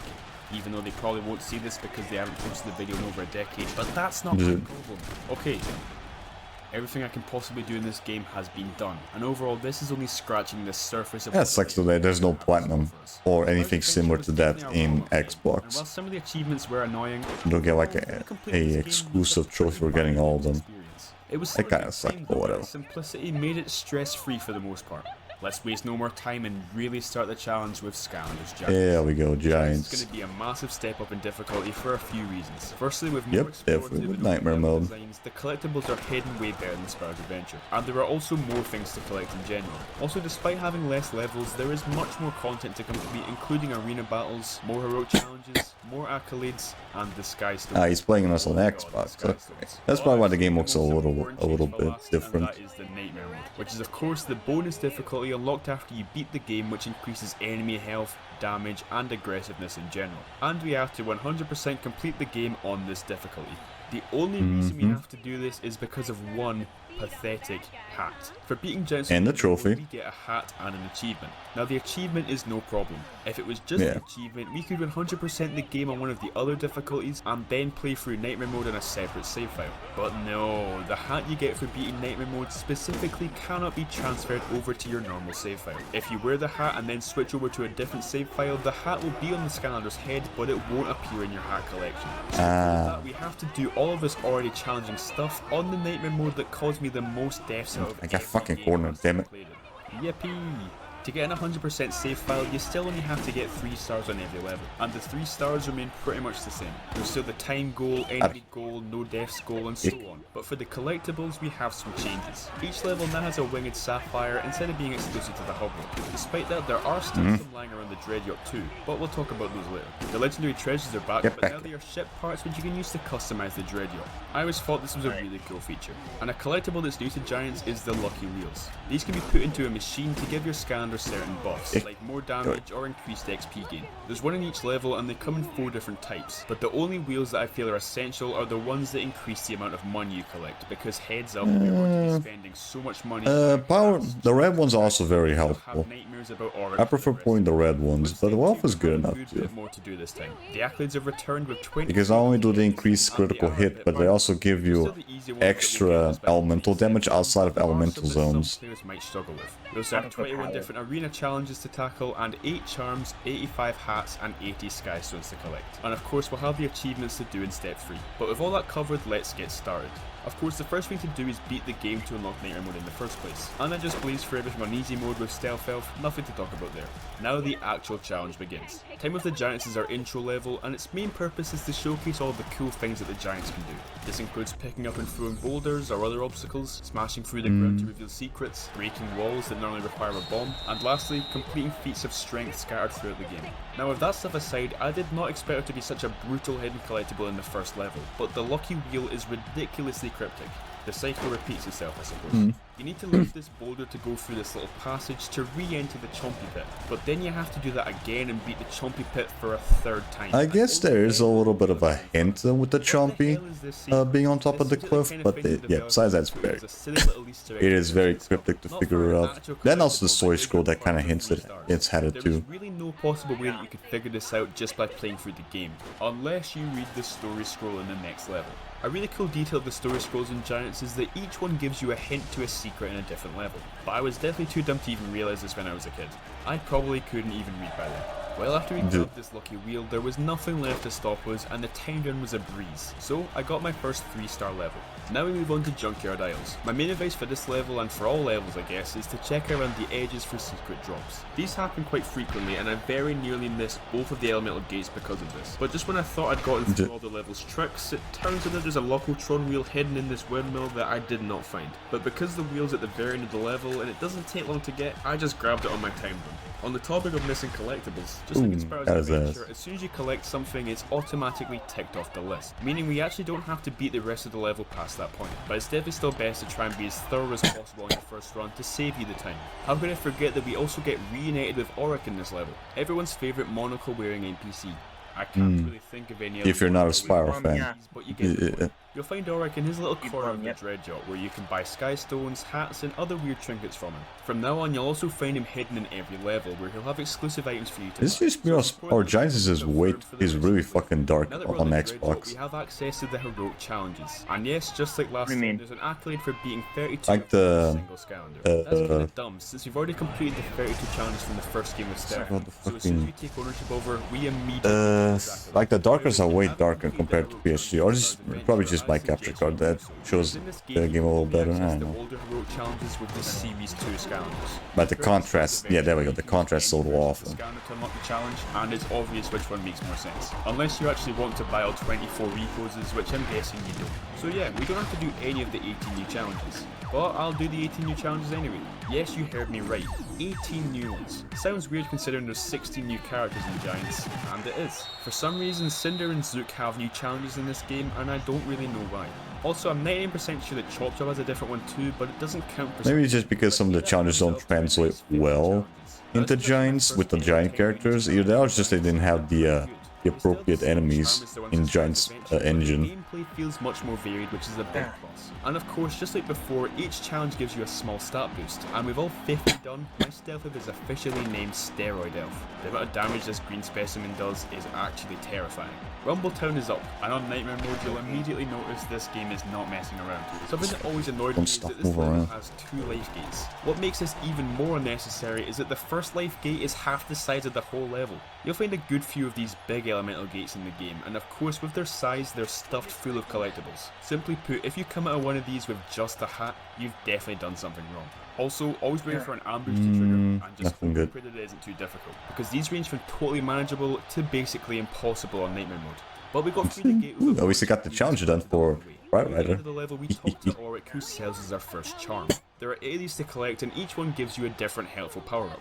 We got quite lucky with this one because it's only 400 gold, but later on these are going to drain me of all my hard-earned cash, so just make sure you're saving up as much gold as possible for when the time comes. Just when I thought I'd bested all the secrets, it turns out that I missed one at the beginning of the level. I was scared to try and get this collectible in the time run, but I figured it wasn't far out of the way so it wouldn't take up too much time. Well, that aged like milk. In hindsight, I should have just grabbed the collectible and restarted the level, especially since the secret was right at the beginning. But the third time through, I slashed through all the draw and got 3 stars. It wasn't very graceful, but Rumbletown is done. Cutthroat Carnival is a pretty fun level. It introduces us to a very important aspect of this game's completion, the Sky Stones. So you may be wondering, how is a quick little board game such a big deal? It depends on the type of fun you're looking for, because getting all the Sky Stones can be quite tedious. Only problem is there are 80 of these to collect. Well, technically there's 81, but one of them can only be used by NPCs for some reason. Anyways, that's a lot. There are a few you can buy from Auric in each level, and also some in the Dread Yacht, but heads up, you're going to be playing a lot of Sky Stones throughout the rest of the game. Every level in the game besides the first one has at least one secret NPC that you can play Sky Stones with, and each one has a unique Sky Stone to give you when you beat them. This is where it gets... Yeah, sometimes there's NPCs that can have more than one. You don't know which one is, because it's random. Sky Stones like my buddy Smoldergeist did. He really just kept giving me more and more and more. And if you get money as rewards... Smoldergeist is the one that gives you a lot of randoms, though. But get this. I played him again, and he... Then also banned at the second level, if you can play Sky Stones with him. I'm not going to pretend like I know how any of this works. It might be more of a randomized thing, but still I suggest finding every NPC and playing them at least a few times each. If they give you money, then just leave. You can always come back to the level and play them again later. Okay, Sky Stone segment over. For now. In terms of difficulty, this is one of the easier levels. As long as you're using a... Probably you only really have to worry about that one once you finally get the Conquertron on the Executioners. Time go with ages to spare. We're back, baby. Glacier Gully is one of the shortest and overall easiest levels in the game in terms of secrets and combat. Just like before, use the right Skylander and the Executioners will give you no trouble. Apart from that, there isn't much to mention really. The Tango was easy as well, so we dust this level off without any hassle. The Secret Vault of Secrets brings back the Archaean Conquertron sections. Yay! But don't worry, because Giants does it way better than Spyro's Adventure. You can a little bit for every aspect of the game at this point. This level has the most ridiculous and jarring difficulty spike that only something like the Chompy Mage Fight and Trap Team can hold a candle to. The new and improved Archaean Jousters and the Archaean Shield... I don't really have much trouble with the Chompy Mage Fight and Trap Team, is when they have like the Chompies and the Shockwaves at the same time, because you have to fucking hit them and evade those things at the same time.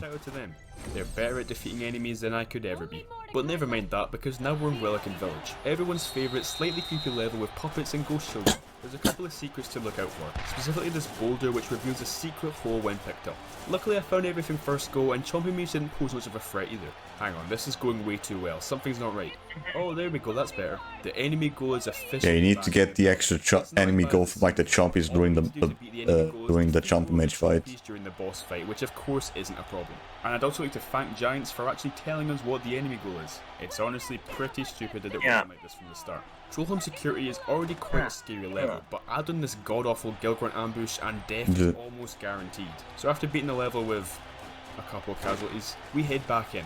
But everything happens for a reason, because I don't really tend to use the shields with characters if they have one, because I always feel like they're just gonna knock it out before we block it. See, I'm learning. Especially with Chop Chop. Chaos's Castle. This is the creme de la creme of Giants. Of course, my love for this level didn't stop me from dying in the most embarrassing way. I guess they can block up if, but I guess it just depends how hard the hit I was is. super delighted about having to combine the no death goal with the time goal, because typically rushing and playing carefully don't really mix. There were some close moments, but Steradelf managed to hold on until the end. The legendary treasure we find in this level is the Dragon Engine. Why the hell am I telling you this? Because for whatever reason they decided to make this ship part very special. Because when you equip It gives you access to the hat shop. Hatterson's shop. Can you guess what Hatterson sells? It's meth.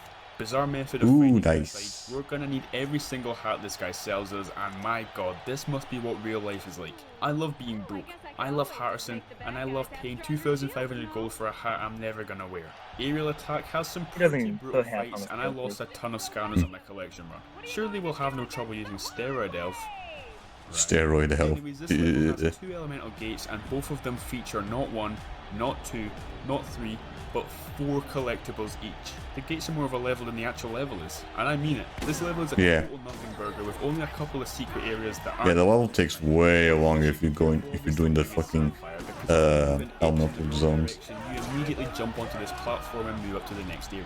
As long as you immediately go to the right here, you should be fine. So now, just like Chaos's Castle, we need to do a timed run where we also have to not die, and this was a bit trickier than I anticipated. What was I stuck on? Strong enemies that will kill you with one mistake, and that doesn't exactly work well when the time goal is another problem you have. I got really close to the end of the level, and after dying in stealth build, I just missed the time goal by 10 seconds. Who knows? Maybe Steroid Elf is no match for the later Damn, even Steroid Health couldn't take it? Sheesh.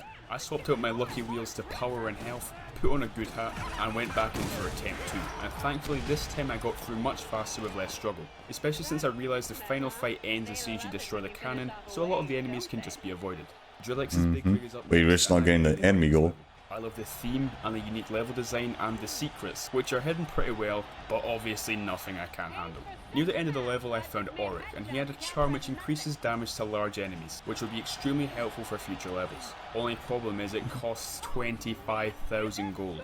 If you don't have any old scanners that have collected a ton of gold over the years, then this is an impossible amount of gold to make naturally. Luckily there are 2 pretty good money making methods that you can use. Firstly, the Sky Diamond. That Sky Diamond Swap Force, or the Chomp Chest and Trap Team. Especially if you use 2 players at once, which basically doubles the amount of diamonds. Sky Diamond is definitely the better method though. Simply go into any type of level and return to Woodburrow and repeat the process. I decided to use the second and superior method though, that being Soda Springs Chomp Chest. This trick gets you 3,000 gold in less than a minute, and it's really quick to repeat. Even though I really quickly reached 25,000 gold, I decided to keep going until I reached the gold limit, because you actually get a trophy for having 65,000 gold on this calendar, and for some reason it didn't work. Right, it has to be done in the game, not outside of it. Anyway, back to the level. Now that my Steroid Elf is stacking fat Benjamins, that's the thing with anything related like trophies and the character progression. You have to do it all in the game.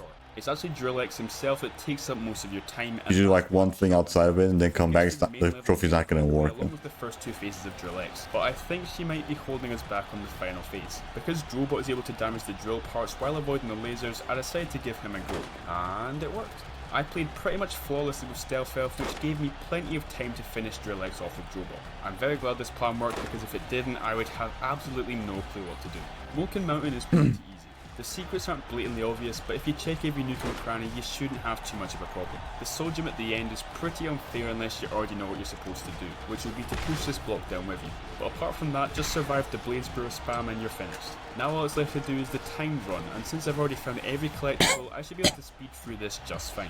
Well, bearing in mind that I'm using a max level Blade Path stealth with all 50 heroic challenge stat boosts, either Giants went a bit too extreme with these time requirements, or I am just genuinely terrible at video games. I did get the second try though. I avoided more enemies and played more precisely overall. I also swapped into tree wrecks to break this wall, which definitely helped me out. But man, the time goals have not been kind to me so far. I am terrified of how strict the final levels could be. Next up is the Oracle. The Oracle is very hard to get the time done. Many levels with a certain theme tied to each of them. Each time you're presented with 2 different options and you pick the one that you prefer to do. The only problem is you can only pick one of the 2 options each time you play through, which means you'll have to replay the level to get the collectibles. Do it at least 4 times. And this isn't just a play it one extra time situation like Perilous Pastures. No, no, no. In the simplest way possible, let's walk through how many times you have to play this level. So when you beat one of the trials, you go back to the main room with 2 new trials in front of you. So let's think about it as each time you complete one of the mini levels, you're taken to a new room. So room 1 leads directly to room 2. So no matter whether you pick chompies or spiders, you'll still go to the same next room. But then room 2 splits into 3A and 3B. These rooms then go to 4A and 4B, and finally they come back together for room 5. The most annoying part is that some trials don't even have a collectible in them, but you still have to go through it because it can. Yeah, for the area The absolute found. minimum number of times you can play through this level is 4. But that's if you somehow manage to get the time goal, which is probably impossible without ignoring secrets, so let's bump that down to 5. Luckily, most of the collectibles are just lying there in plain sight, which I'm not going to complain about this time. I genuinely hope I never have to play this level again in my life. It's not even all that fun to make up for how repetitive it is. Well, we've reached the end game. Here are the last 3 infamously hard levels in this story, starting with Auto Gyro Adventure.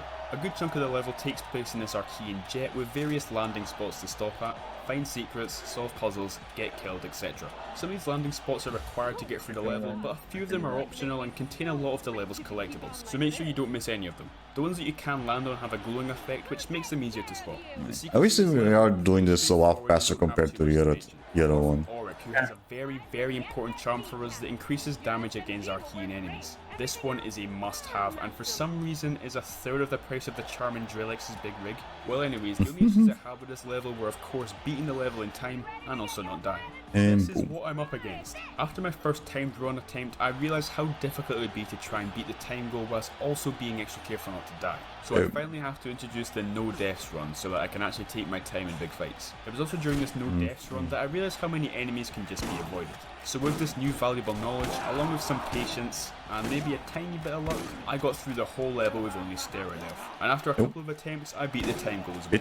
Unfortunately, Auto Gyro Adventure was just a teaser for what's coming up next. Yep, the next level is way worse. This level is slightly easier than Auto Gyro Adventure, simply because the fight areas are a bit more spacious. But don't except for the last part. Hard level that caused me several deaths, mainly from this god-awful fire game. And also the Flameswinger fight in the middle. I won't lie to you. Did that attack just do 740 damage? That's not even the worst of it. Wait until you have to deal with the final boss. Anyways, I feel like the collectibles have been overshadowed by the fights, but this level has some pretty cool secrets. There are 2 pretty well hidden holes you need to fall down, one of which I completely missed because you push this block over. I also found out that it is in fact possible to dodge the massive barrel of misery by just walking. Your sacrifice from years ago was apparently worth nothing, hot dog. Oh well. Just like before, the no deaths run and the time run being separated was definitely required. With the Archean charm, the annoying enemies like duelists and snipers go down super easily, but the not getting hit part is the big problem, especially when you're outnumbered like crazy. Fortunately, still get to the end in one piece. Damn it. The time run, on the other hand, gave me almost had that instead of changing my strategy, I just kept going, trying to optimize my time as best as possible. And I had to reload everything. I did manage to beat it. Give me those fireworks. No, I don't deserve these fireworks. Take them back. We've got a chaos in order to. The final level is pretty short and has almost no danger compared to the last 2 levels. Yeah, this was a very generous level for once. All the secrets were found first try and all of my scanners were still alive. So after until you get to the final boss, it was time to face Robo Chaos. This is a simple fight, but it's still really good fun. Is it maybe a tiny bit too short and a tiny bit too easy compared to the rest of the game? Yes, but I'll take that any day of the week over what we had to deal with in Sparrow's Adventure.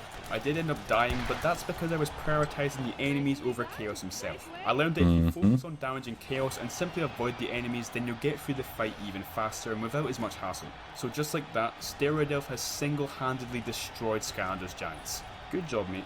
Well, that's the story mode completed. All 48 stars from all 16 levels, giving us a beautiful 100%. What about the adventure packs, dude? Stupid hat. The only reason we had to go through Nightmare mode. I wish I could say that it's worth it, but it's a hat. Okay, time for step 2. There we go. We have to beat all 4 of these expansion pack levels another 2 times each.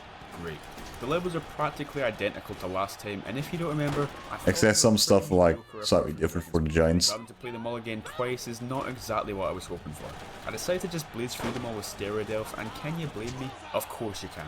The only big difference with these levels is that the soul gems have been removed, and the story scrolls, while still in the levels, don't show up in the collection, and also aren't required to get 3 stars on the levels. Also, the models for the scrolls aren't even there. Instead, it's this weird stone, which might be a placeholder, I don't know.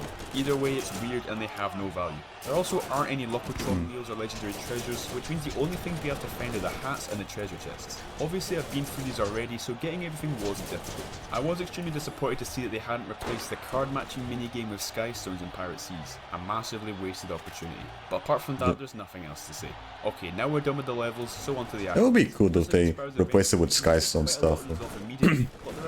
Get some like exclusive Skystones from that shit. That'd be cool. These were the only ones that I was really scared of because they eventually require adding 40 orange base scanners to your collection. Yeah, stop moving around, asshole. Get over it. Number, especially considering there are only 16 new scanners in the Giants roster. The rest are just reposes or light cores of scanners from the first game, which I don't really think are worth getting if you already have the original cast. However, there are some tricks you can use to make the most of the figurines you already have. Similar to the trick we used in Sparrow's Adventure, any Series 2 or 3 characters that are originally from Giants will count as being orange based. The weird thing is the game recognises that these figurines are not from Giants, which is why you might have noticed some of your scanners with special next to their name. This does not put an end to our little trick. In fact, it actually allows us to use a brand new trick. A special scanner is counted separately from the regular, meaning if you have a normal shroom, it's kind of separate. I didn't know. These tricks were able to help me out a lot in getting the last handful of orange bases that I needed, and hopefully it's enough for some of you to get the accolade yourselves. Now that we scraped through the tough bit, the rest is pretty plain sailing. Getting a scanner to level 15 really shouldn't be a problem, especially if you have old scanners that you maxed out years ago. However, one accolade that was a problem was the one demanding us to collect all 85 hats. Even after completing every level, finding all of our secret spots, and putting Hatterson out of business, I was still missing 3 hats. That's when I remembered about a brand new feature that the 3 hats are locked behind, that being quests. This is a neat system to this. Every scanner, including the original 32, have 9 quests to complete. 5 are shared by every scanner, 3 are shared by every scanner. Right, yeah.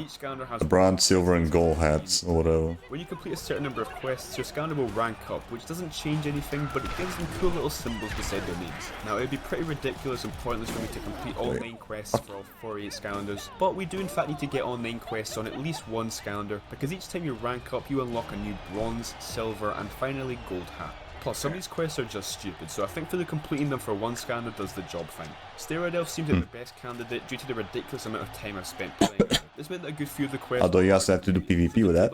You already know how that goes, but it's easy enough to do once you know the trick. Huh? Next up is the accolade for beating the 21 arena battles. There are 3 different arenas to complete, each having 7 challenges, which I think is a little bit too much, especially since some challenges are repeated in other arenas. These fuckers again. I just wish there was a bit more variety. These were surprisingly easy though, bearing in mind that we're still on Nightmare mode, but at the end of that we have... all except the ones where you have to protect the fucking cake. Those are always pains in the asses to do. And the 180. Would have been pretty helpful when going through our adventure, I guess. Actually, no, I do find the cake protect shit way harder. Getting every other accolade is back, and it actually works in this game. The world rejoices. So with all 23 accolades achieved, there are only 2 different things we have left to do before step 3. Firstly, the winged sapphires lying around the Dreadnought. There's 4 of these to collect, and they're not hard to find considering the size of the ship, but you have one next to Flynn, one in the games room, one on the crow's nest, and lastly, one on the crane deck. And for the final thing standing in our way, well, I hope you didn't forget about our good friend, the Sky Stones. Yep, we still have a handful of these stones to find, and the only thing I could really think to do is to go back to Junkyard. That's the annoying part, getting all those fuckers. That we haven't played yet. And we're not off to a great start since Bert here is absolutely refusing to give us more than 1 stone. I played him again and again and again, absolutely nothing. Yeah, my rule of thumb is if after like 5 rounds it doesn't give you anything, we just he's not gonna give you anything. Incredibly important, and that was the ghost in the undead gate who you can play Skystones with, and he gave me 2 Skystones. Shout out to Spooky, what a legend. Now I only need 7 stones from Quigley, which definitely seems like too much. I just hope Spooky was the only NPC I forgot about. So it's Quigley time. This guy is the best Skystones NPC in the game, so I'm expecting some pretty good rewards for beating him. Executioner, yeah, that's a really good one. Well, next I did what anyone would do in my situation, and that's Serbian Skylands, the Skystones guru, what to do. And he said to stock up on Skystone cheats, which you can get from Auric and Glacier Gully, and simply bully Bert until he coughs out the remaining 6 Skystones. So I did that, and 6 Skystones went to 5, and 5 to 4, until I finally... I never really used the cheats. Welcome to the club, Arcane Joust. I just much rather just play the fucking minigame. Skystones, and step 2 is officially complete. Sorry, Bert, but I had to do what I had to do. Step 3 is here, so it's achievement time. You get an achievement for simply completing each level in the game, but each level also has an additional trophy, and some of these did give me a hard time. The Vault of Secrets has a pretty tough achievement. Yeah, this one, because sometimes it's very hard to fucking hit all the fucking choppers. Jets do not stay on screen for long before disappearing, so memorizing when and where they appear during the Concretron segments is very important. I also recommend using a life scanner for this, as the watermelon projectiles have the biggest hitboxes by far. I recommend either air or tech, just because they have better rapid fire. I didn't get its achievement on my collection run because I don't remember missing any of them out. But now I'm pretty sure it's because of Ericsson here, who runs away if you don't touch him when the enemies are almost all the time.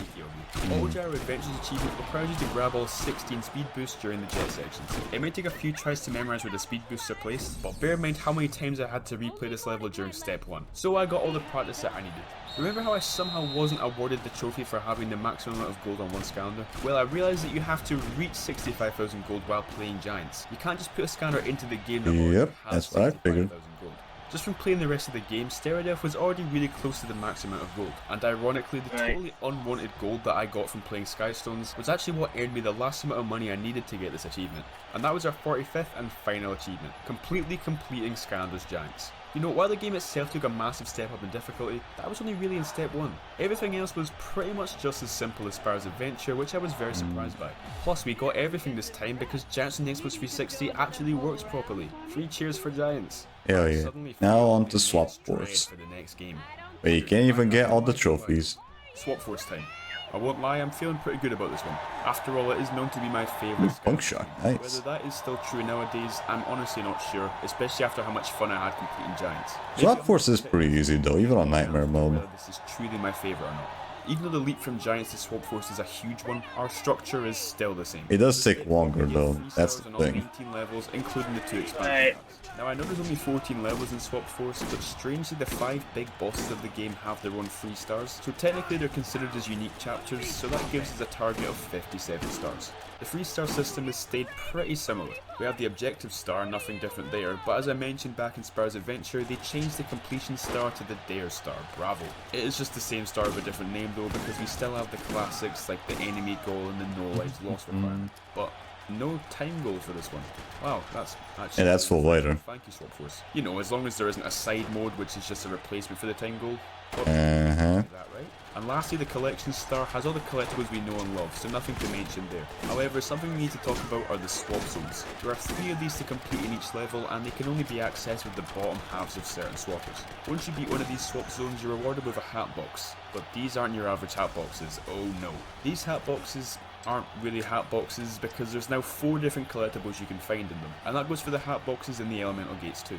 But yes, I'm still calling them hat boxes because I simply can't call them anything else. They can give you legendary treasures, wicked sapphires, bonus mission maps, and can you believe it, they also give you hats. The only newcomer of those 4 are the mission maps, which are essentially heroic challenges, but they aren't locked behind specific Skylanders. So you might be thinking, if there's no longer legendary treasures or winged sapphires to collect in the actual levels, then what the hell is there to collect? Well, we've still got the classic treasure chests, story scrolls, and soul gems, but new to the mostly hats though, and other stuff. Random sets of objects. Mm-hmm. Yeah, it's a weird one. Essentially, each level has a set of different themed items to find, just like your other collectibles. Some of these are pretty wacky and charming. I do have a soft spot for them, even though they don't do anything special. However, I'm not a massive fan of this collectible being in the Dare star, you know, because it's a collectible. We were this close to having a perfect 3-star system, guys. this close. Also, how could I forget that we need to play on Nightmare mode for the same reason as before? I just love Nightmare exclusive hats, don't you? But with all that said, let's get right. You might as well just fucking do a speed run on hard and then just worry about 100% on Nightmare. Eyes peeled for secret paths and caves. The level also introduces us to giant chests that only giants can unlock. And there's an equity exclusive for you to get all those fuckers. Because we'll need them for something later. We also get our first free swap zones. Yay! For now, all we need to do is simply get through them. The red gems are completely optional and just give you extra gold. Like I said earlier, completing the swap zones gives you a hat box and therefore the same reward system as the elemental gates. Unfortunately, we're going to have to play every single one of these again in step 2, so I won't go into detail on them until then. Cascade Glade also keeps up the difficulty as the secret areas tend to blend into the level's background. Make sure you're paying attention to gaps in the walls since a good chunk of the collectibles are hidden like this. Also be careful for secret moving platforms in the cave sections and you'll be all set for 3 stars. Before we move on to the next level, we have to help Tuck rebuild his shop. Do it yourself, you lazy schmuck. Actually, I should be nice to this guy because he has a bunch of hats, mission maps, and legendary treasures, and we need to buy them up. Open up your wallets because this is going to be a big spend. Yep, yes, a lot of cash in there. Hey, Swap Force is also pretty good giving you cash, so it's not really much of a big deal. This is a long-ass level though, so missing something along the way is more than understandable. I'm only saying that to make myself feel better for missing 2 collectibles. In the first 2 games, if you miss a collectible and go back to get it, you can just exit the level and the secret still counts as being found. I think it's way worse than Swap Force because of how long the levels are. Finish the entire level just for the 1 or 2 things that you missed, no matter if it's the first secret in the level or the last. Of course, this feature is in the game with the longest levels. After going back and kicking myself for not paying enough attention, we beat the level with 3 stars. Rampant Ruins is one of my all-time favourite levels in the franchise. It's got great secrets, a nice and unique environment. It's not too long if you're not going for everything. Speaking of enemies, this level introduces us to battle chests, which only unlock after you win a small arena fight. It's only seen a few times throughout the game, but it's a nice little variation. And also, unlike the giant chests, you do actually need to get these ones. Now I remember Rampant Ruins being Swap Force's first real difficulty spike. And it is. I died on the very last fight of the level, which sucks. You got fucked by a chompy, damn. Of all the enemies, you got fucked over by a chompy. Go back to the checkpoint and the no death goal is reset. What's great about this is that all the collectibles you got past the checkpoint are saved, so you don't have to find them all again. And if you were to die before reaching the checkpoint, you're in even more luck. When you reach the checkpoint, you can simply exit the level, jump back in from the checkpoint, and the game will completely forget that you died. Easy peasy. Anyways, back to the level. This time round I defeated all the enemies, grabbed this chest, and then... That can also happen from Trap Team, I think. Or any type of kind of games where you can use checkpoints. Finally clear the level with 3 stars. Wow, never mind. Okay, now playing through for the 4th time, we finally get 3 stars, which leads us to our first boss, Evil Glumshanks. Each boss shares the same 3-star system. You get the first star for beating the boss, the second star for not losing any lives, and the third for not getting hit a single time. For Glumshanks, we were able to do it second try after getting hit at the very last possible moment the first time. Make sure you're using a scanner who can either slow down the arcane knuckle dusters or kill them quickly, because they are a big nuisance and cover a lot of area with their blasts. Still not too difficult though. Iron Jaw Gulch is pretty easy compared to some of the other levels, probably because there's much less going on in the background, which makes spotting secret areas a lot easier. There are still some tough collectibles though, especially this one ridiculous Marshall Wheelock plushie that yeah, that's horseshit. Take bed a bunch of times until it breaks. This is Perilous Pastures levels of stupid secret. After this level we talk to Tibbet, who shows us that we can use legendary treasures to give us stat boosts if we place them on the several pedestals found around the hub. It's not quite as cool as being able to decorate the Dread Yacht, but I appreciate that the legendary treasures are at least used for something. In fact, while we're here, let's talk about the hub world. Despite its big size, Woodrow doesn't have too many secret areas. If you do some light exploring, you should be able to find everything there is to get in no time. One thing I don't understand and will probably never understand is the Rainbow Bridge, which leads you to a chest and a story scroll. I don't know what makes the bridge appear, I just know that sometimes it's there and sometimes it's not. Anyway, it's time related. It's only there in a certain time of day. Use the junkyard theming to hide some really cool secrets. And there are some tough I think it's like late afternoon or some shit, I don't know. Of course, nothing can go easy for me though, so this Squeebo decided to run away so that I couldn't get past the battle gate. Ladies and gentlemen, we've been softlocked for the first time during our challenge. And it wasn't even a trap team. Oh yeah, we also have a boss fight with Baron von Shellshock, but I guess he doesn't deserve it. Oh yeah, I got stuff fucking Station lines matter. Everything went to plan in Twisty Tunnels apart from this stupid water game. You need to bounce around while avoiding fireballs that are coming from the camera, giving basically there we go. time Nice. to react to them. And the hitboxes are so big that you still wouldn't be able to avoid them anyway. And since we're on nightmare mode, well, I died. Luckily it wasn't too far past the checkpoint, so I kept going and grabbed the hat box and then restarted so that I didn't have to complete it again. Yeah, I have smart moments sometimes.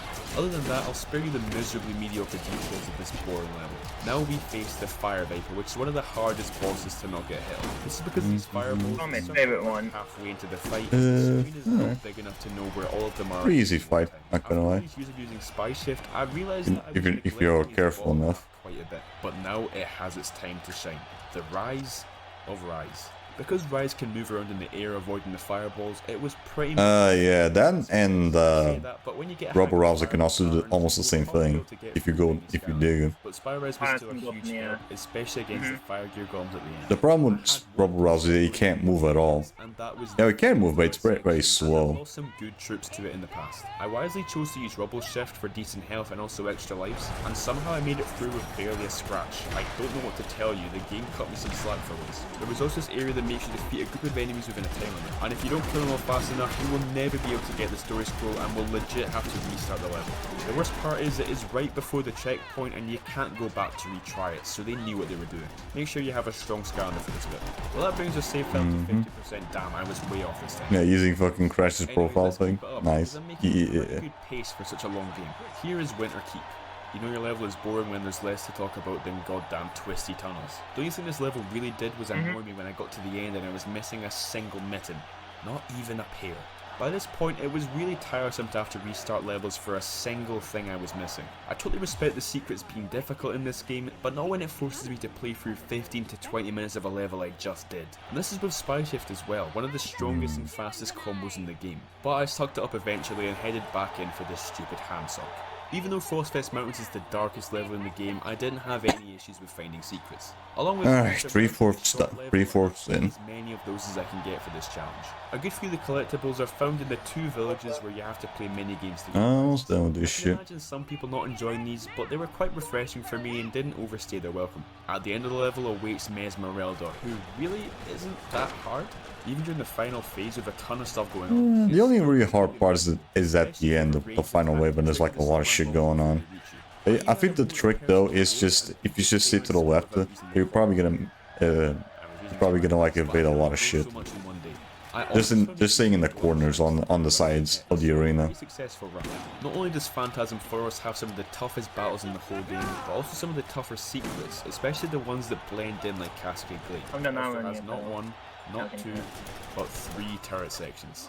Fantastic stuff, guys, this was totally necessary. It's also probably the longest level in the game, so pay extra super duper attention to the secrets because you won't want to go through this again after just playing it.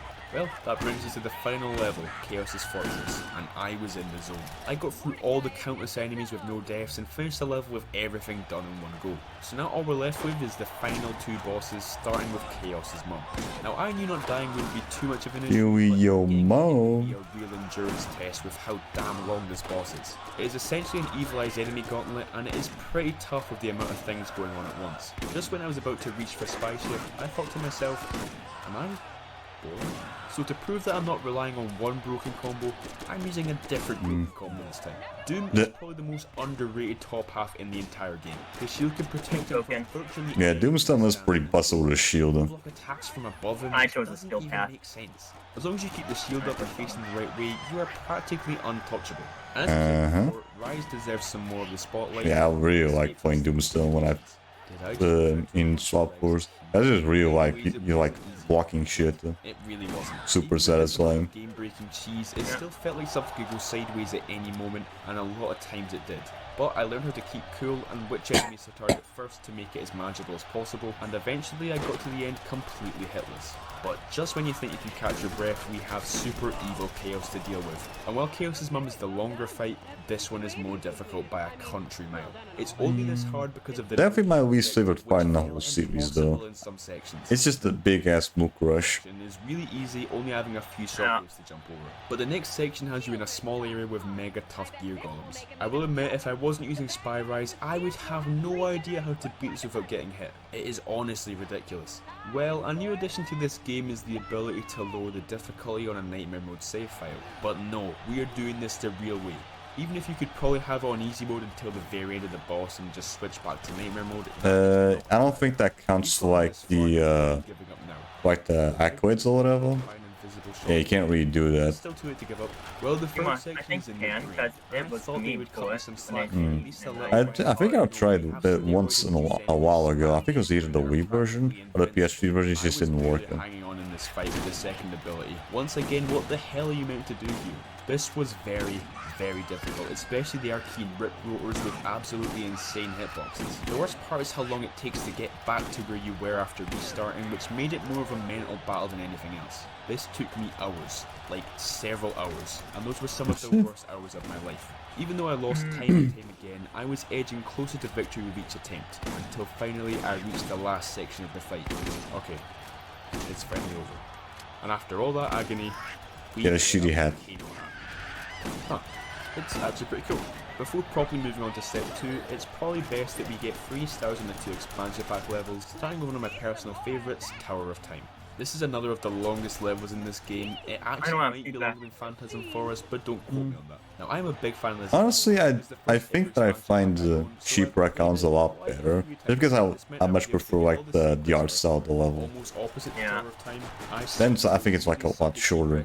Because I always miss something in this level, and I'm not sure why. I lost an all-time high of 3 collectibles this time, which I didn't even think was possible. Also, the first and only time I ever missed a swap zone, which is a little embarrassing. Yeah, that one. I can totally see him missing that shit. Attention, because none of them were even that hard. I'm not too upset though, because I knew this was the last time we need to replay a level to get a collectible. Well, here's our sexy 100% save file, looking as good as ever.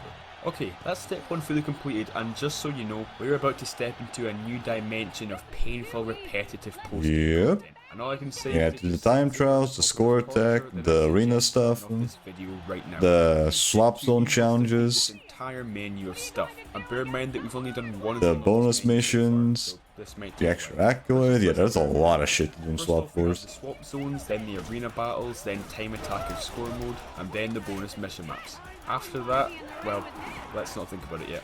Trust me, it's for the best. So yes, you have to do every single swap zone again. For no reason.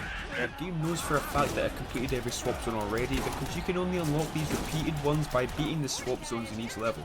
The only real difference with these bonus swap zones is that the red gems are now replaced with swap emeralds. They sound cool, but they're just another collectible with no significance. Each of the it's probably because I don't remember the emeralds, but I haven't really done the swap zone challenges in quite a while. I probably just don't remember. And the third is unique to the type of swap zone. So let's talk about each swap zone type and go over some of the most difficult parts. This is going to be fun. First up are the climb zones, and whilst they are one of the easier ones overall, they do still have their tough moments. The third star requires you to not get hit a single time, and with the amount of stuff thrown at you in the later stages, this can be difficult. My best advice is to be as patient as possible. Eventually you will find a way to... The climb ones are definitely a little annoying, especially the ice one, because those fucking icicles just keep popping in the worst spots. The rocket zones. I am not good at these. Never have been and never will. You're almost dead, dude. Careful. While avoiding obstacles and flying through rings. Just like the climb zones, you cannot be hit, and with a time limit now, we already have some stress added on. Don't be scared of the timer though, because you're given a lot more leeway than you would think. If you need to, stop to avoid obstacles, or even try and take the long way around. Obviously you're still being timed, so don't mess around for too long, but you get what I mean. But some of these zones took me way too long to complete because I just can't get the hang of the controls. Whenever I'm put in a tight space close to obstacles, the Phantasm Force one is really hard not to get hit. I don't even think they deserve a segment. The mines are super close to each other. Also, the third star requiring you not to get hit is pretty pointless for the most part. Bounce is up next, and all you really have to do is pay attention. The bonus goal is to bounce on every single platform in the stage, which does take a while, but it really isn't difficult. Also, thank God the platforms light up after you bounce on them, because I would not be able to keep track of them otherwise. The only reason bounce isn't the easiest is because if you don't plan out your route properly, then you can screw yourself over. Also, be extra careful around these one bounce only platforms. At least I think you can do an easy restart by just falling off, I think. Patient and pay attention. The third star is to beat the zone without getting caught by the headlights, and this is super easy. These are definitely my least favourite type because they drag on a bit too long and they're just boring. But I got through them all pretty fast. The speed zones are pretty fun.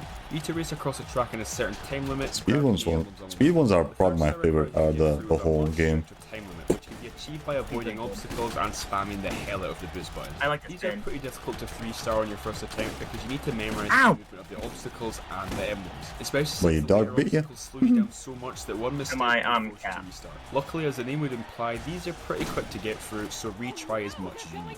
The dig zones are some of the easier ones for sure. The unique star is simply for finishing in a stricter amount of time, and as long as you have a rough layout of the cave in your mind, you won't have any problems. However, this did mean I had to play for each zone at least twice because you won't have time to also get all the swap emblems. But they're pretty short levels, so that wasn't an issue. The only one that some challenges you just can't get all 3 stars in one go. It took me a few tries to find the quickest route through. Okay, I've saved the best for last because the only ones left are the spin zones. Spin is easily the least fun and most those ones take fucking forever. Especially just because there's a challenge where you can't use the super spin. Yeah, I do like them for the challenges stuff. The swap emblems are deliberately put in annoying spots which can easily lead to death, and there are 3 areas you need to survive in each zone, and if you fall off or run out of health, it's back to the start. The bonus star is earned by not using your super spin a single time, which is super annoying because it takes ages to destroy barrels without using it. For the most part, they aren't too difficult to get 3 stars on, apart from the one zone, which without a doubt is the evil. Careful, got a shield. Twisted towers. What makes this one the hardest compared to the others is that it's filled to the brim with mines, and since we're on nightmare mode, we do not have a lot of leeway when it comes to getting hit by them. There is food lying around, but nowhere near enough to keep us safe. That really is the one problem with this zone, but it is such a massive one. The lack of control makes it super difficult to avoid the mines, and sometimes you might get super unlucky and bounce from one mine to another. It's a nasty, nasty zone. And sometimes the mines can just glitch out and not damage you at all. So there's that too. For more health. I even tried using it does happen somewhat commonly. I knew the only option I had was to get through it fair and square, so I decided to split the stars into multiple runs. One run I get the emblems and beat the zone, then the second run I beat the zone without the super spin. This was a great strategy, but it's still easier said than done because I just kept dying and dying until, well, I didn't die. Awesome. That's all 126 stars from the swap zones in the bag. Okay, that wasn't so bad until the end anyway, so let's keep the ball rolling and move on to the arena battles. So we chat the snaggle scale and see that we have 60 stars to get, holy moly. Normally it would only be 36 stars, but you unlock a bonus arena set when you place in the Sheepwreck Islands figurine, and another one with the arcane crossbow. These arena battles are pretty decent. In fact, I would say that it's better than the Giants arena mode because the challenges are more interesting and they're never repeated. Different to Giants is that now they're fun, it's just that it's a little annoying having to redo them on like Team Survival or whatever. Anyway, to get 3 stars you need to reach a certain amount of points by and you can only do that shit in fucking co-op. You earn points by defeating enemies, and damaging enemies increases your point multiplier. If you get hit, your multiplier goes down. That's pretty much the gist of it. Now, one criticism I do have of this arena is, surprise surprise, the length. Not only do the arena battles themselves last for too long, but there's also way too many of them. The 12 arena challenges you have from the get-go are manageable, but the extra 8 is just a bit much. I know that Giants had 21 challenges, but as I said, these Soft Force ones are way too long as it is, so 20 of them just feels like a drag. And arguably the worst part is that we need to play all these arenas again in the 2-player mode. What I don't understand is why the game wants you to get all the stars in both modes. If you're playing by yourself, then you won't want to play the team survival, and if you're playing with a friend, you won't want to play the solo survival, so nobody wins here.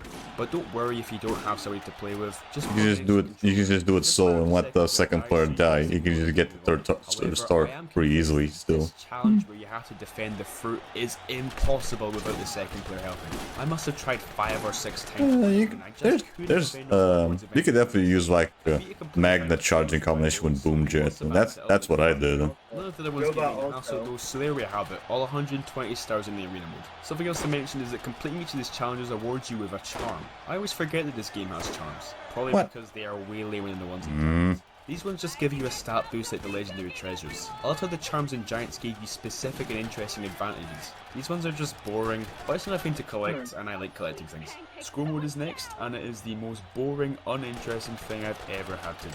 You build up your multiplier by enemies and earn points from defeating them just like in the arena.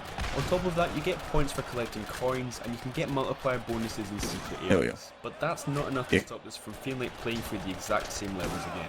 Such a colossal waste of time and a very unenjoyable experience. At least it's incredibly easy, so you shouldn't have to retry any of the levels or bosses. But the fact that's a positive thing tells you everything you need to know.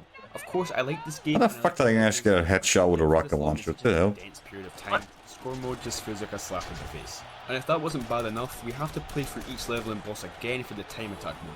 Admittedly, this is a slight improvement from score mode since you'll get through the levels quicker, but that's the only praise I can give this mode. Because again, its only purpose is to add more pointless content to a game that's already got plenty of stuff to do. Also, just because it's called time attack doesn't mean the levels are going to be quick. They'll probably still take about 10 minutes at the absolute shortest. Anyways, I beat them all with no effort apart from one traumatizing instance. Evil Glumshanks. What the hell happened here? This has to be an oversight from Vicarious Visions because I'm right now, you need a very powerful fucking character to fucking do this shit on time. Under 1 minute and 45 seconds. In fact, I couldn't even beat it in under 3 minutes, but at the same time, I'm not very good. But regardless of that, how on earth are we going to beat this time goal? Well, there is one pretty popular glitch for speedrunning in this fight, which should be able to get us the 3 stars. But unfortunately, the only scanner that can pull it off is Sprocket. Basically, if you place Sprocket's turret on a certain piece of Glumshank's vehicle, when he puts all the pieces back together, the turret goes with it and it just completely destroys the boss for whatever reason. As far as I'm concerned, this glitch is absolutely required to get 3 stars here. If anyone can prove this boss, I didn't know that glitch. Please feel free to let me know because that would be insanely impressive. Oh yeah, something else that happened during time attack was my second soft lock after I somehow glitched onto the platform in Shipwreck Islands. Man, this level does not. Yeah, that also happened to me as well. We just ended up flipping to the fucking boss. The last extra mode is the bonus mission maps, and they are. I was doing with, I think I was doing time attack with Flame Slinger or whatever. As many points as possible, like the arena mode and the score mode. I would have much preferred these mission maps. For a second I thought the game froze, but no, it was just saving. Point system getting very stale, but they also go on for way too long, and there's 20 of them to get through. Overall, they are cool and probably the best bonus content the game has to offer them. Some are better than others, but I can still see the effort they put into making the new locations, the set pieces, and everything else involved. Well, it's nice to end on a positive note, because those were pretty enjoyable. That's what I wish I could say, but it's not the end yet, and trust me, when it is the end, there will be no positivity in sight.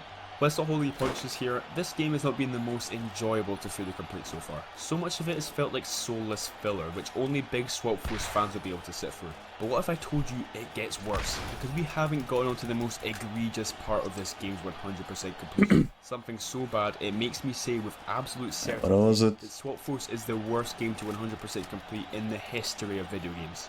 The accolades. Yeah. You can't get most of them without like a big ass collection. And while the same can be said for a good chunk of Swap Force's accolades, there are more accolades in this game than Spyro's Adventure and Giants combined, and it's a lot to unpack.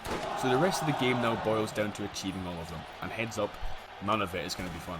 So because there are so many of them, the accolades had to be split into 4 different categories. The exploration accolades are all earned through finding collectibles in levels and in Woodbury. Of course, we've done all these. Although while going for everything else, you can still manage to get like most of the accolades done. But there are a couple of accolades which involve beating things on Nightmare mode, so there's another reason we have to play on Nightmare mode besides the silly hat. Anyways, this has been done already, so there's only 2 accolade categories left standing. Let's make them sit down. The first category we have to tackle is the collection accolades. Accolades in this section are achieved by increasing your The bloody collection one. That's the one that most people are not gonna have, just because they have to get pretty much the entire Swap Force collection. I said back because Swap Force is a million times worse. At first it doesn't seem too bad. Add 6 blue base scanners to your collection, have a swapper for every ability, but very quickly it starts demanding way more of you. And I mean way more.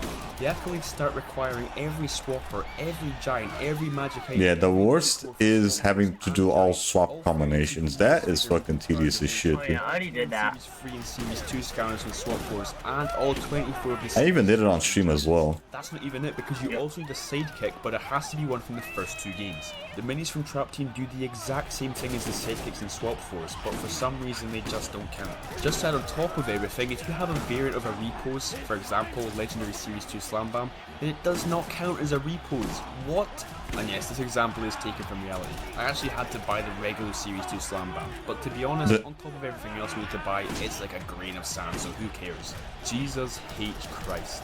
So just to sum up how many scanners you need to buy just for these stupid accolades, you need all 16 swappers, 8 giants, 16 light cores, the original 32 Skylanders, 10 Series 3 Skylanders, 30 Series 2 Skylanders, 12 magic items, and the sidekick. Funnily enough, I ran the numbers, and you can get all of these accolades only owning half of the core scanners from Swap Force. It's funny, you'd think the accolades would push for you to collect the Swap Force roster rather than the older ones, but I guess not. Do you remember how I was able to use that special trick to fill out the roster in Giants? Well, I guess that was all pointless now because I had to buy them all anyway, including the ones that are super rare in the UK, forcing me to buy them from the US, like Series 2 Drillbot, yeah. You cannot get a single fucking Series 2 Drillbot in Europe. You have to fucking import from America. I can't even count how many figurines I bought for the sole purpose of completing these accolades. You all know I'm not the biggest fan of reposes nor light cores, and I still had to buy every single one of them. This game is evil and horrible and merciless, and I actually can't believe the things I've let it do to me. And to make things worse, we also need to use all 256 swap combinations. Obviously we just need the 16 swappers to do this, and we also have this chart to show which combinations we've already done, but this is still not fun to complete. I strongly recommend that you change your swappers around frequently during levels, because it'll save you from having to do a bunch of combos after you've already beaten the game. Also make sure you have ownership of all of your swappers so that you don't have to redo combos you've already used. It was a bit boring, but eventually the chart got fuller and fuller and fuller until it was finally complete. What a god-awful time to be alive. I wish I could say that after all that headache and depression and bankruptcy that we're finally done with bankruptcy. But there's still the last category of accolades to do. The challenge accolades. Most of them are pretty basic and earned through playing the story. There's some that aren't a problem, like maxing out a Skylander or buying everything from Talk Shop, but the ones that are left to be completed are just plain stupid. So not only do we need to open 50 yeah, the ones we had to fucking farm the fucking shock lock puzzles and the giant fucking chests. Obviously not 100 elemental gates in this game, so they deliberately put this in the game so that we'd have to replay a level over and over again. I really do not know what the thought process was on this one, but we may as well soldier through it. And it turns out that Rampant Ruins is our... there is a way. You can just... If there's like a... I think the best way to get the dual gate is just doing the beginning of Rampant Ruins, because there's already one right at the beginning. Since there's only 15 or so in the game, so I still have... That's what I did. But there's a dual gate roughly a minute into Rampant Ruins, so I was pretty thankful. Yeah, that's the exact same spot that I used. 34 times. Yes, 34 times. 24 times for the dual gate accolade, and then another 10 after that for the 100 gates nonsense. But at this point I don't have the energy to be angry, so let's just forget this ever happened and grab these stupid... Unhinged. We're not done yet though, because in the same stupid sense as the elemental gates, we need to open 30 giant chests, which again forces us to do the same thing over and over. This time we're using Chaos's Fortress, as the chest is very shortly after the checkpoint. This one didn't take as long, and by this point I was just probably put up the third a little too late, a little too early. After that we had to open 20 unique Sparklock puzzles, another one that I didn't complete from the story alone. The only thing I could think of doing for this accolade was the Sparklock chest in the hub world, but it gave me a puzzle I'd already done, and even after restarting the game I still got the same one. Then this dumb fish informed me that the puzzle changes daily, which is the opposite of what I wanted to hear. So I went again the next day, and you won't believe it, it's the exact same puzzle as the day before. Screw you fish, man. Well, let's put the Sparklock aside for now because the quests from Giants are back and we need to get... Yeah, I think those things only change. You don't even really have to do that. Don't transfer over, so I couldn't. I'm probably thinking of something else. Our little gold rank emblem from Giants still shows up though, which is a nice little detail, but not really helpful. But I've used Spyshift so much that I already had all the quests done for him except for the PvP one. So I completed that one to get our gold rank. Sorry, Steroid Elf, but the new MVP is here. Okay, there is literally nothing else I can do now. Yeah, there you go, the Sparklock shit. Where these free missing puzzle locks are. So once again, I went to Serbian Skylands for help, and he said to ignore the dumbass fish. I just have to reset the chest by yeah, exactly. and going back to Woodborough. That's what I did. You just reset the fucking thing by just going into a level. Still a different one than usual, which gave me hope. So I kept going and going until I got a new puzzle, then another, and then finally I completed the accolade. Only for a new one to appear, which required me to do all 20 puzzle locks while grabbing one of the bonus bolts. Great. And then you won't believe what happened when I completed that accolade. That's right, another one which required me to get both of the bonus bolts. Who would have seen that coming? Okay, that's it though. Every single accolade completed. All 158 of them. To be honest, I didn't think I'd make it out to the other side without something bad happening. But there is still one little thing we have to do that not even the accolades cover. We are still missing 4 halves. Well, I really hope this inspires adventure. The quests, I think? Unlocked by the seasonal variants. Those being kickoff. Right. The exclusives. Simply placing these 3 down will give you the free hats automatically. The something I wanted to mention is because you can't use variants to complete the Repos accolade, that means you need regular Series 3 Trigger Happy for the accolade, and then also this variant of Series 3 Trigger Happy just for the hat. Isn't that just annoying? But of course there is all but a single hat remaining now, and obviously for us to not already have it, it must be a stupid one that we find in a stupid way. I was right. Let's give a warm welcome to the UFO. The UFO had that horseshit. In the Skylanders series. Yeah. This thing is somehow a hat and a magic item at the same time, because in order to get it, you must use this official card which scans the hat into the game. I never thought a piece of card would be this expensive, but because yeah, 80 bucks. I think the one that I've seen was like 80 bucks or something. For a very limited time, the UFO hat is extremely rare. So we pop it down and get the hat. What a weird way to finish the game. Of course, we still have step 3 to tackle, and you know the script by now. We've already completed most of these trophies for 100% completion, especially this game since I've done so much, so it would be you can't get one. To be any trophies left to complete. But unlike Giants, there are no bonus trophies for each level. It's a bit of a shame, but do I really want to be playing this game for any longer than I already have? Probably not. I feel like if I play much more, I will actually become a copy of Swap Force. There is a cute little trophy we get for using a fire scanner to set off the fireworks at the top of the tree, but other than that, only one thing stands in our way. And this one cannot be conquered. We simply need to look at the signpost in Woodborough. It's just right there next to Rufus. Just right here. I'm right in front of it. So why can't I read it? Long story short, unless you got this trophy while the signpost was still getting updates years ago, then you cannot and will never be able to get this trophy, and therefore get a platinum trophy on the game. I was so desperate I even checked to see if I could get it on the Xbox 360 version, but no luck there either. Nope. So I guess this is it, the end of the challenge. After all of that struggle and effort, I have still failed to 100% complete Skylanders Swap Force. So that's going to wrap up this video. Make sure you smash why someone uses like a custom server to make that shit, I don't know. Halfway to be exact, so it would be crazy to not see this challenge off to the end, even if we have technically failed. Anyway, I truly do not think it can get worse than what we've already gone through, so enthusiastically, let's move on to Trap Team. So Trap Team is definitely the odd one out of this challenge because there really isn't a step 2 in the game. Nearly all of the optional content in this game counts towards a 100%. It's really just a harder Giants. That's a little weird. It's all the game feel rewarding because I'm at least getting something from all these bonus challenges. So in terms of a 3-star system, there are a couple of differences. The Dare Star is still called the Dare Star. Thank God. I was scared they'd mess it up again. As for the contents of this star, we now need to defeat every villain and go into every elemental gate in the level. But once again, we're missing the time goal. Surely they wouldn't make me think the time goal is absent and then find a way to bring it into the game later. They already did that in Swap Force, they wouldn't do it again. The collection star is the same, bringing the Winged Sapphires back as proper collectibles, which I do like a lot. They just worked well as collectibles in Giants, so it felt weird to get them from hat boxes in Swap Force. Well, to be fair, it felt weird to get anything other than hats and hat boxes, but you get what I mean. Because of previous inconveniences, I was scared about Trap Team's bugs and glitches sabotaging our challenge. Sure, most of the bugs experienced in this game are harmless and pretty funny, but it's the fact that something terrible could always happen without really being able to prevent it, and that's going to keep me on edge for the entire playthrough. Plus, after the Swap Force I don't know, I don't tend to really run into many glitches with not playing Trap Team. Remember how I banned it does happen sometimes, but not all the time. Well, we are still playing on Nightmare mode for the exclusive hat, because of course we are. But the main focus of this challenge is the 100% completion, and I feel like using the villains... When I've been on Nightmare, it gave me the hat on obviously on my main save. I'll try and refrain from using them during parts of the game that I want to challenge myself on, but they are most certainly not banned from this playthrough. Using Flipwreck is though.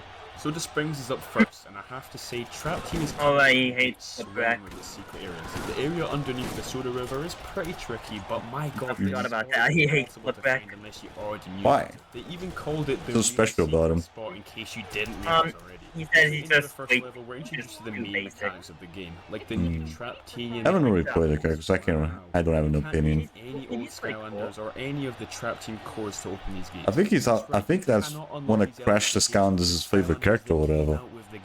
Speaking of Traptanium, or was it someone else? I don't remember the name. It was like the one bearded dude. Basically just barriers blocking you from reaching secret areas and collectibles, and only the Trap Masters can get. Yeah, Crash the Skylanders. I think that's his name.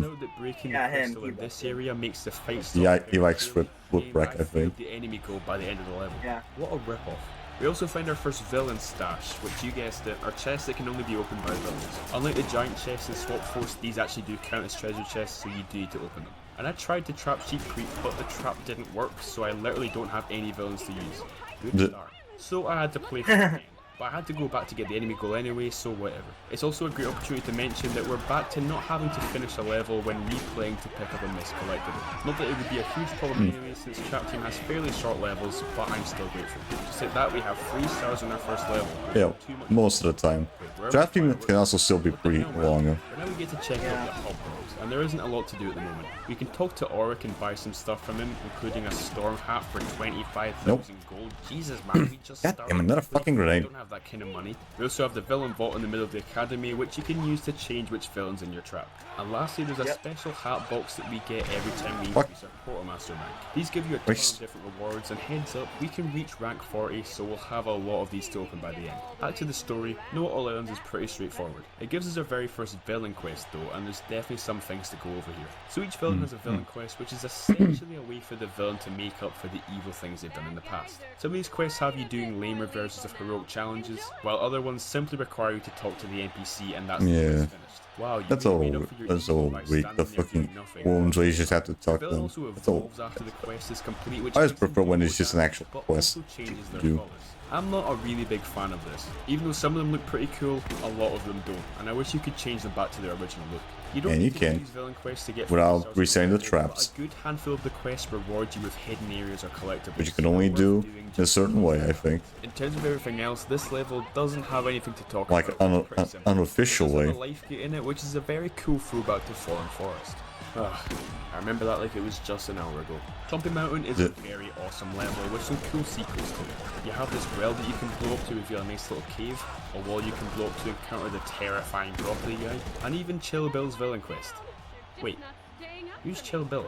Well, he's this guy we found in the This is our first example of a villain actually fight the villain. If I counted correctly, there are 16 villain quests in the game which force you to replay the level. The most egregious of them all being Smokescream, whose quest is literally in the area before you fight him, and you can't go back after you defeated him. Yep, that's some horse shit. On the shorter side, so replaying them shouldn't be too much of an inconvenience. After you've enjoyed playing through a lovely level, there's a nasty ass boss at the end that we can't avoid. Chompy Mage. Oh god. This guy is hilariously difficult even for Nightmare mode. I mean, come on man, this is level 3. Give me a minute to shake the rust off. With some miracle work from the wallet, and a little bit of help from Broccoli Guy, we managed to take him down without losing any lives. Phew. That's one of the tough bosses down, and a lot more to go. Phoenix Sanctuary is my favourite level in the game because of its aesthetic alone, but it's also really fun to explore. Lots of secret areas feel interconnected in a really interesting way, but because of all the vibrant colours and the busy background, these secrets can be quite difficult to keep track of. It definitely takes a step up in terms of difficulty. Sure, there's no Chompy Mace to deal with, but the basic enemies like the Shrednuts are quite dangerous, even resulting in our first death of the game. Well, if this happens, you only really have to just restart the level right there and then, which will save all of the collectibles you've gotten up to that point, or play through the rest of the level getting all of the secrets, and then speeding through the level an extra time to get the no death score. Either way, it would be so great if we avoided dying for the rest of the playthrough. Who am I kidding? Yeah, sure. And it's another banger. We'll up or down on Chaos. Super unique. It's weird looking at how good the early game levels are compared to the later ones. Kinda gives off the impression that this game was rushed. Anyway, for the most part, none of these secrets will catch you off, apart from the only one I missed, that being the legendary treasure, which requires you to just blindly jump into the void with no rhyme or reason. Chopper's Soul Gem does the same thing, but at least you can actually see the Soul Gem before you jump. With this one, there's no indication whatsoever.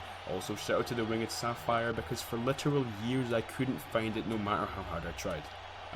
Good times. We get our first look at the vastly and just going down a pit right before the fight. Not as fun as the original. Also, you really don't get rewarded for playing it, since the only way you can unlock Sky Stones is by defeating villains. This just makes it weird that there are NPCs in previous levels that you can play Sky Stones with. Kinda like Bert and Quigley, except Bert and Quigley actually gave you Sky Stones, because what's the point if all they give you is money?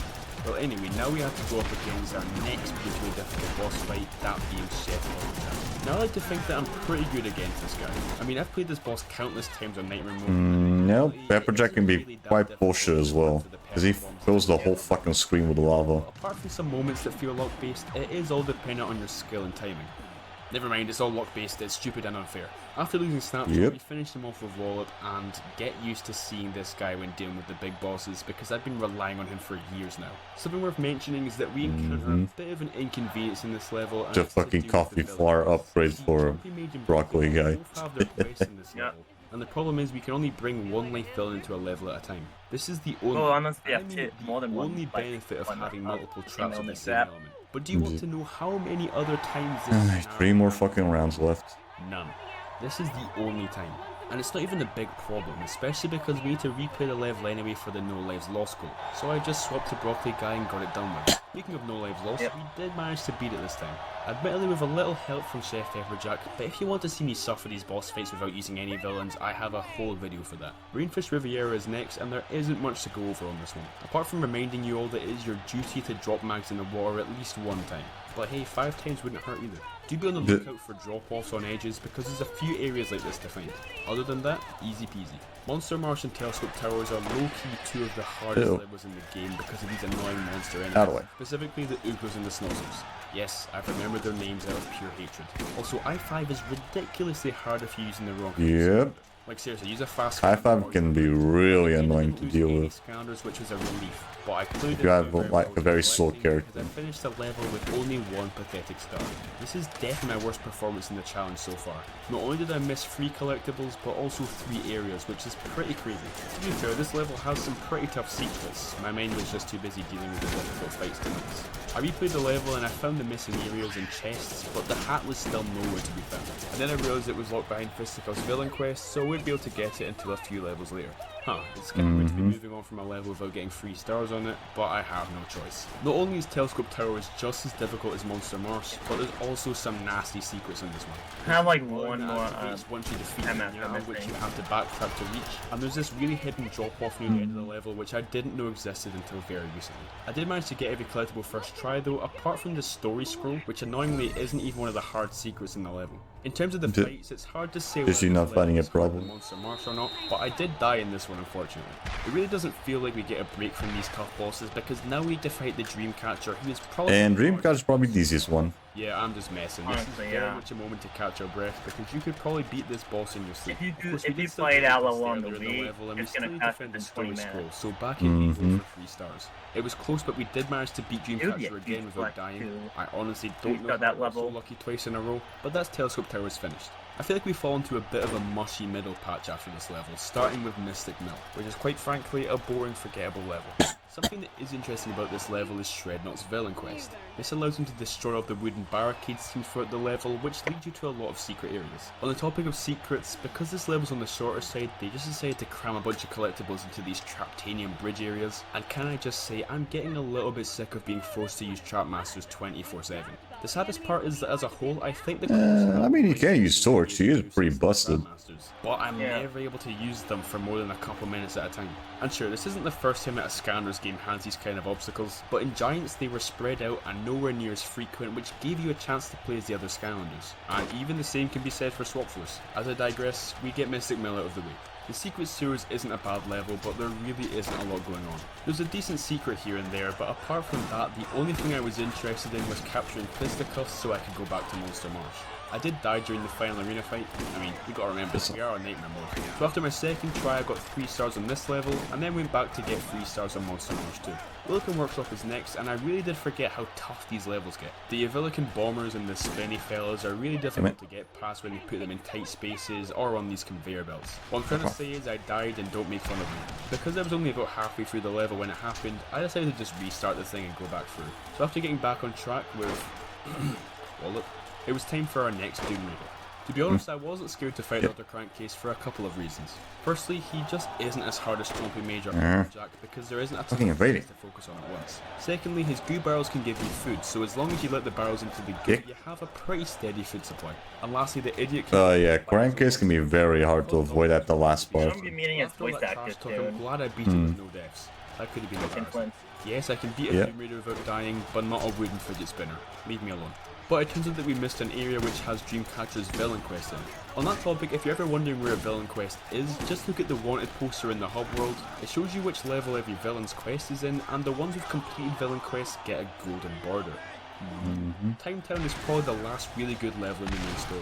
It's a super charming level with decent secrets. Speaking of secrets, Dr. Crankcase's villain quest allows him to destroy all of these dioramas, similar to Shrednut in the Mystic. So keep a lookout for these as you play through. Unfortunately, I got soft locked during this fight and had to restart. Yeah, this part can easily get you fucking soft locked, because sometimes the gate doesn't fucking open. Defeating all the enemies, which might have messed things up. And the second time was because I knocked an enemy into the void, which for some reason didn't kill it. So I guess it happens when one of them like falls off the arena or some shit.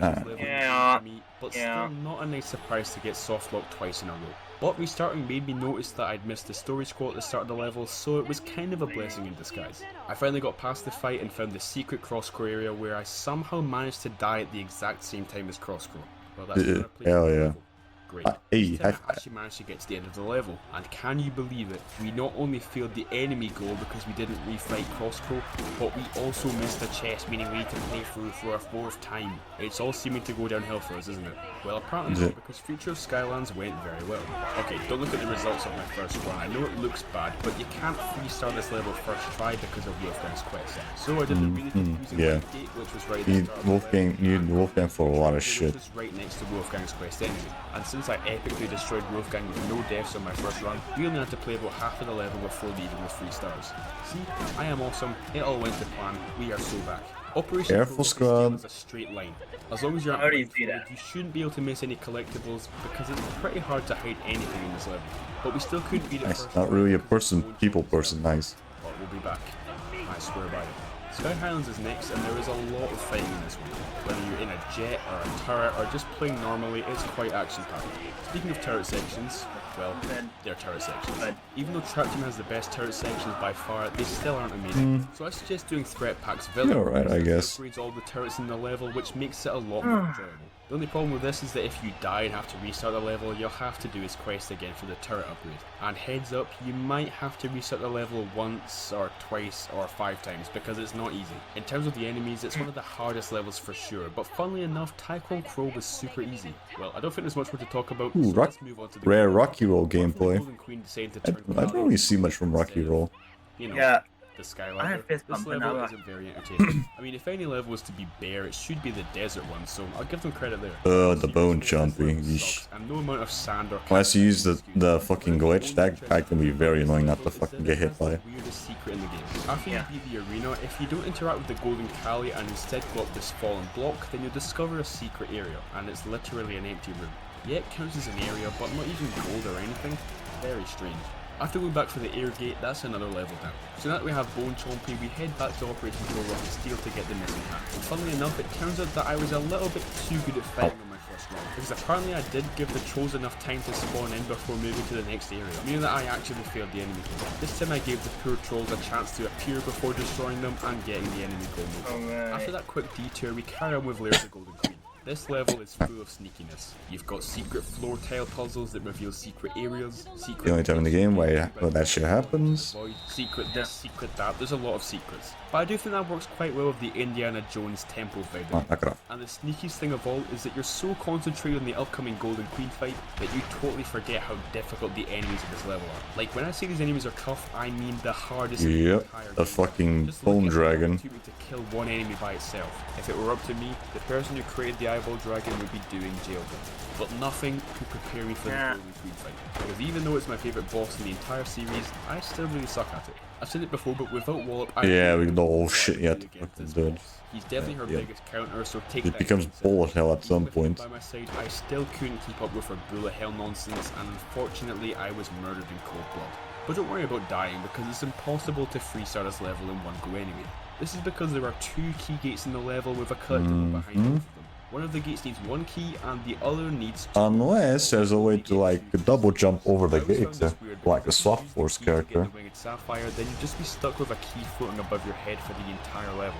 Anyways, take 2, this time we really don't want to die. I definitely did better this time around, but I will admit bad juju came in quite clutch a couple of times. I do wish I'd used her a little bit less in the fight because it felt like a bit of a cheap win. But a win is a win. Golden Queen is dead, yippee. Well, it's not been easy, but here we are at the ultimate weapon, the big finale. Like a few of the final levels in this series, the actual level really isn't the highlight here. There's no crazy hard fights or really any interesting level design, it's pretty straightforward. But I can't complain too much because I know what's coming next, and I'm going to put all of my energy into it if I want to stand a chance. Traptanium Chaos. Yep. There's the boy. I was doing quite well trying to with his attack patterns and bullet hell, and I was getting very close to the end of the fight, but as time went on it just became too much for me and Snapshot went down. But I'd gotten this far, I thought I may as well finish the fight, and after beating the level, something strange happened. Now that we've beaten story mode, every level in the game has a bonus 4th star to Yep. the difficult dares. Well, Or speed running. but we still have to do them. First, Doing all the quests and not dying. as of course it is, it could never truly leave me, could it? You also need to complete all of the villain quests in the level, and don't worry if you already did the quests before unlocking the 4th star, you won't need to do them again, that would really suck. What we do need to do again though is the no deaths goal. This is because there's a new goal where we're not allowed to switch Skylander for yeah, no death and no switch as well. or obviously we'll need to switch Skylander, so it's basically just a no deaths goal again. So I think you also can't switch villains? I don't remember. 4th star and then complete everything in one go. But there's nothing we can do about it now. Sometimes it glitches out though. I think I remember one time where I was switching into villains like Chaos, and it just didn't give me the switch, so I just ended up only using the fucking character. I'm all deathless already, so doing that again wasn't a problem. The 4th star did remind me that there's a couple of villain quests that I'd forgotten to go back and get. Sorry for making you wait so long, Chilbo, that's my bad. However, in terms of not dying, the bosses are a whole other story.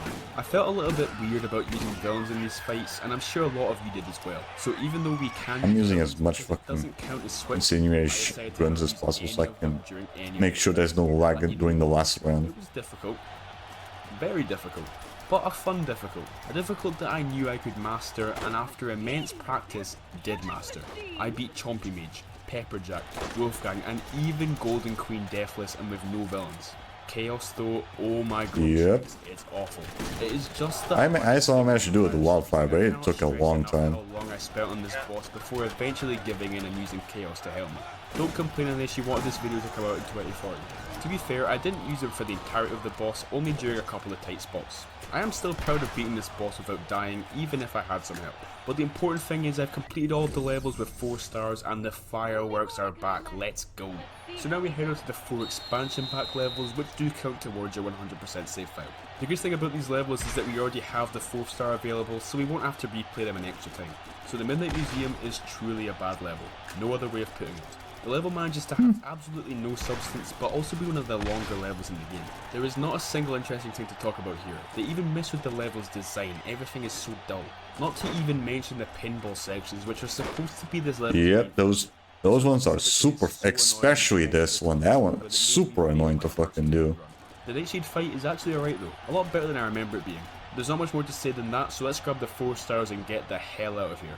So now that we have that out of the way, it's time to move on to Sunscraper Spire. And this level just makes Midnight Museum look even worse. It has interesting visuals, memorable areas and secrets. Oh yeah, and you know how Midnight Museum has absolutely no new enemies? Sunscraper Spire has 7. That's right, 7. I mean technically 6 because the spinning Cyclops were shoehorned into the future of Skylands because the game's rushed and they didn't have time to make new enemies for that level, but they are clearly meant to be exclusive to Sunscraper Spire.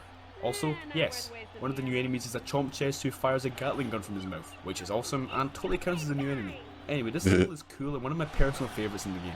It's also pretty hard, especially with all the different enemies to try and keep up with, and I wouldn't blame you for dying in the Luminous fight as well. But as long as you get the hang of the enemies, because that fight is fucking horseshit though. Puzzles, then you should be all set. Up next is the Nightmare Express, and I don't really remember anything about this level apart from the train section at the end, and I kinda get why.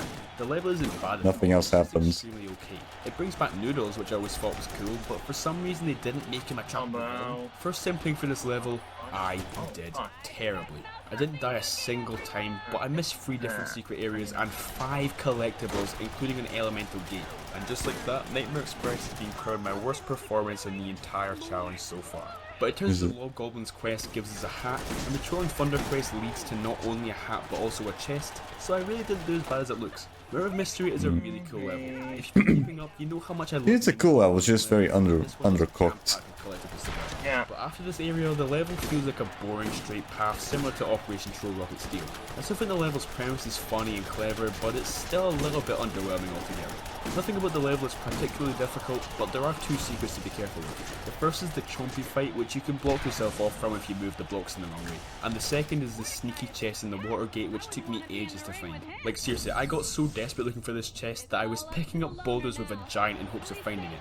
That's how bad it got. This is a good reminder to always be super alert in the gates because you don't want to be replaying them if you've missed something. But after that was dealt with, we get our final 4 stars on our final level in Trap Team, giving us 22 lovely golden levels and a grand total of 88 stars. So since we've 100% completed the story, which also gives you a golden border on the story icon and a star on your save file, we are unofficially on to step 2. To get our true 100% save file, we still have the arena fights and the Chaos Doom challenges to get through. So let's talk to Brock and get things started. I don't know if this is a completely rogue opinion or not, but I feel like the arena mode has gotten better with every new game. It is close between Trap Team and Swap Force, but these ones are the perfect length, while Swap They always had the annoying fucking defense missions though. Just never liked doing those. So creative this time around. I don't even care that some challenges are repeated because it still feels really varied. To be honest, I don't think this arena mode really had to do much to be fun because Trap Team already has very enjoyable combat, but I can still appreciate the effort they put into this. Plus, once you beat the game, you can unlock Brock's super secret Rumble Club from Oric, which is basically just the other arenas on steroids. There's some ridiculous obstacles in these arenas that turns everything into complete chaos, which is funny because we're not onto that part yet. Each arena has 4 challenges, which I think is pretty much the perfect amount, and the last one of each gives us an exclusive hat, which is what? Already? I thought it already went down. God damn. This challenge already, that the novelty of collecting them has completely worn off. So now we just have the Chaos Doom challenges to do, and I wish I could say I saved the best for last. No. The Chaos Doom challenge is simple. Enemies come from the other side of the map, and you have to stop them from destroying the mystery box of doom, which is on your side. To help you, there are building modes between enemy waves where you can build and upgrade turrets that attack enemies. That is the basic premise, and it sounds pretty awesome, doesn't it? Unfortunately, there are some major flaws that really ruin the whole experience for me. To start with, the whole tower defense aspect kinda goes out the window when you play on Nightmare mode. You see, the enemies don't just target the Yeah, because the turrets don't last too long. Then they'll target them instead.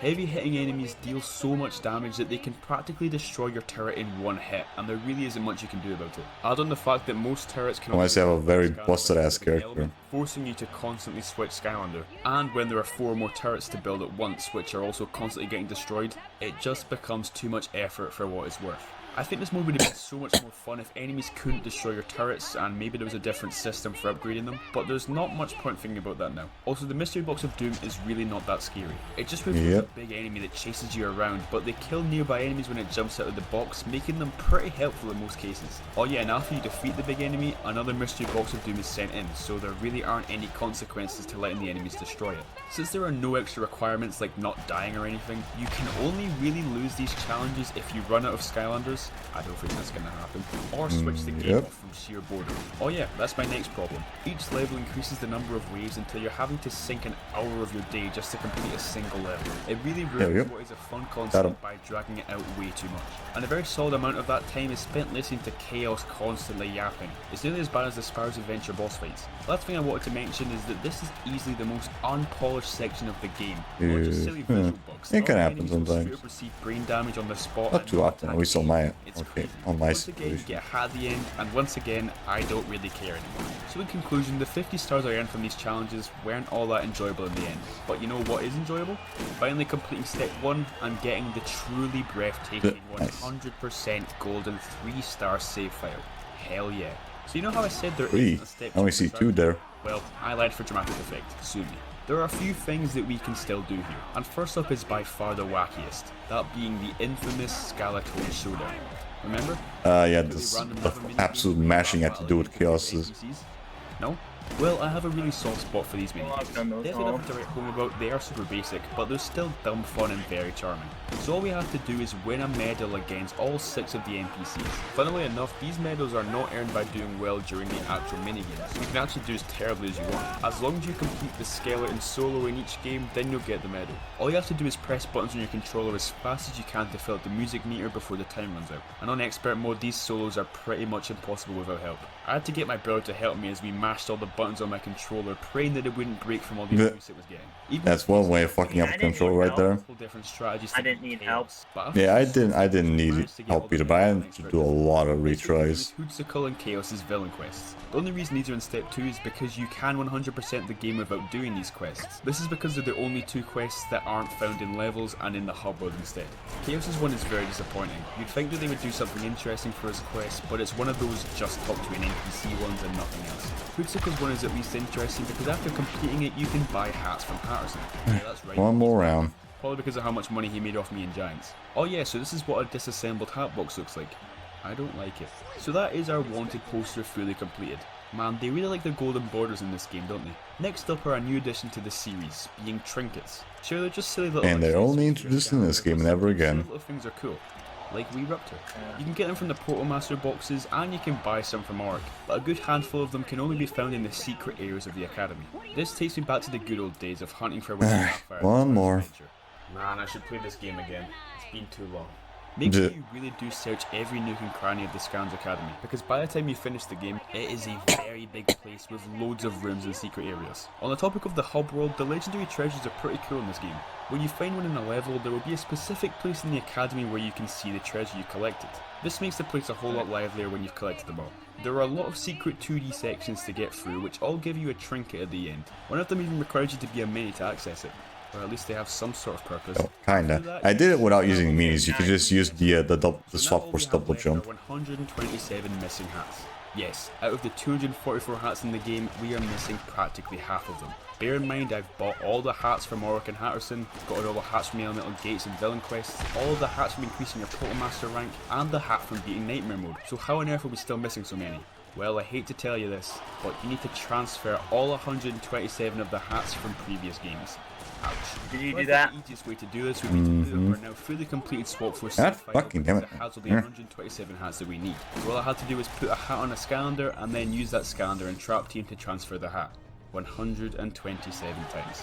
Yeah, there is no way to sugarcoat it. This is probably one of the worst things I've ever had to do. But at least I have 127 scanners from the first 3 games, meaning I only had to do... I didn't even bother fucking doing that, I think. A small issue I had was that for some reason Swap Force has 147 hats, even though Trap Team only needs 127.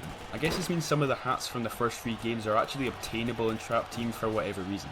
Unfortunately, I don't know which ones are in Trap Team and which ones aren't, but somehow I still managed to get 147 scanners together. This means that I can still transfer them all in one go without having to worry about any that are missing. So after a very boring couple of hours, we finally have every hat in Trap Team.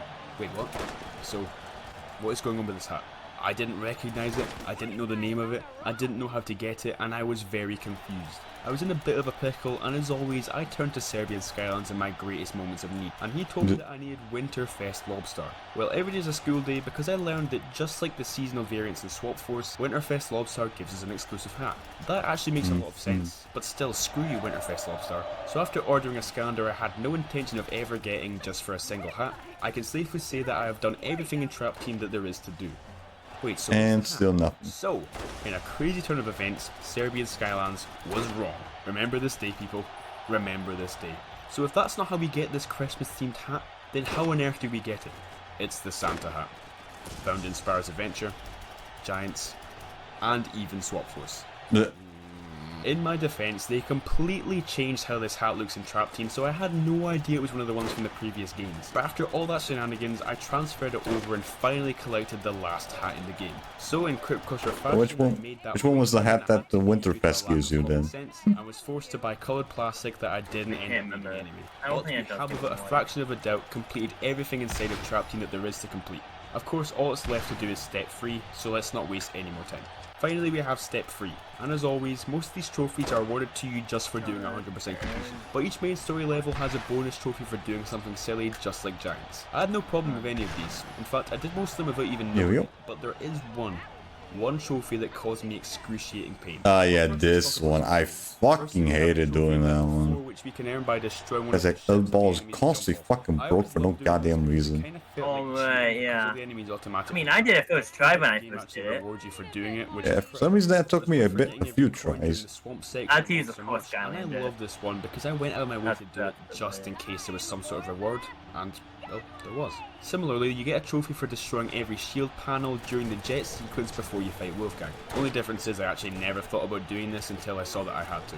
Okay, sadly none of the other ones are really worth mentioning, so I suppose I should just get to the horrible trophy. The bonus trophy in Telescope Towers is very simple.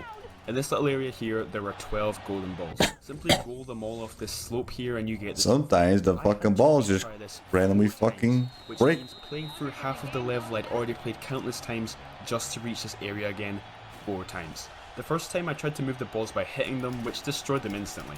That was an honest mistake, I'll put my hands up there. The second time I was doing much better until I started running on the top of the ball like some sort of circus clown. This then shattered the ball because, I don't know, Crypt King needs to go on a diet. The third time I was certain that trophy was mine. There was really nothing standing in my way. And then one of the balls decided to explode when it touched the pillar, which none of the other ones did ever. But Attempt 4 finally brought me peace, especially since that was the final task of the entire game. Thank God for that. Okay, 4 games down. Now for Superchargers. Superchargers. How far are we already? It's really weird. 2 hours, goddamn. The cars or the NPCs' mouths moving in sync with the dialogue, which is really cool by the way. I'm talking about how they completely changed how 100% completion works. There are still And now you have to get pretty much all the characters and all the vehicles for 100%. Stars achieved by completing one of the 3 vehicle missions in that level. And that's it. No enemy goal, no time goal. Although you also need to get the chests. Hey, I'm not dissing the way things used to work, but being able to fully complete a level in one go is really refreshing, especially as the 5th game in the challenge. There are still a few collectibles in levels. Yeah, the chests. The slot machine chests, because there is a little counter for them at the end of each level, so you do have to get all of them 100%. The other ones, like regular chests and hat boxes, don't have counters, so you don't have to get them. But they do give you soul gems, winged sapphires, hasps, legendary treasures, and chaos diaries, which are basically this game's version of story scrolls. There are also tons of vehicle mods to find, specifically in vehicle sections. Once again, not essential for completing a level, but it will be if you want to 100% the game. Motherfucker, get your ass here. You can find pinatas lying around, but they only ever give you XP, gold, or stardust, so getting them is not really that important. What is stardust? Well, it's the resource that fills up your Portalmaster rank, of course. You get Stardust for doing things like earning stars in levels and races, completing puzzle walks, and a few other things. Also, keeping up with the weirdness is the fact that this game does not have a Nightmare exclusive hat for some reason. We still need to put a Nightmare mode, but there's nothing stopping us from doing it on a then also Nightmare mode's a lot from the start. That's a weird. The annoying thing about Superchargers is there is no percentage or even mention of 100%, so it's pretty much impossible to draw a line between Step 1 and Step 2. So just to make things simpler for ourselves, Step 1 will focus solely on getting all of the level stars, along with the slot machine chests of course, and then getting all of the racing stars. Then we'll save everything after that for Step 2. I know it's not conventional, but blame the game, not me. Well, I think after all that explaining, we're finally up to speed with how this game works. Ha ha ha ha. So let's get started. Level 1 is a pretty smooth introduction to the way things work now. The chests are well hidden, but still not too hard to find, and the vehicle missions weren't tricky. I would like to mention that on the vehicle spectrum, I'm very much in the middle. A lot of people dislike the vehicle sections, but I don't mind them too much. Some of them are actually pretty fun, but other times they can drag on and feel a bit stiff to control. But the sky sections always hit for me. I really enjoy them. Including this level's one, it really shows you what the sky sections can offer. It's a shame that yeah, honestly I don't not really fun to like any other the race stuff besides like the land vehicles. Because I much rather just have like the typical drift mechanic like Mario Kart.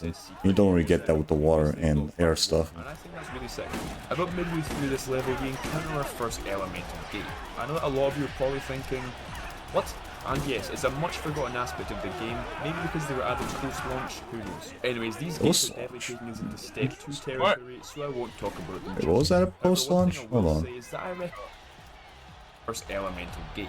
I know that a lot of you are probably thinking, what? And yes, it's a much forgotten aspect of the game, maybe because they were added. Oh, those things. The elemental challenges for the vehicles. That was at a post-launch? Okay. I didn't know that. Not doing these gates in the levels, as you can just access them all in the hub world very easily. With the 2 optional vehicle missions, the levels are long enough as it is, and I'm a Swap Force fan, so I know what I'm talking about. Speaking of gates, there's a brand new type of them introduced in this level called the Supercharger gates. I made that name up, but it makes a lot of sense because they're the only type of scanner that can activate them. They're essentially elemental gates without an elemental theme tied to them. Just a bonus area which will always be almost there. Machine chest at the end.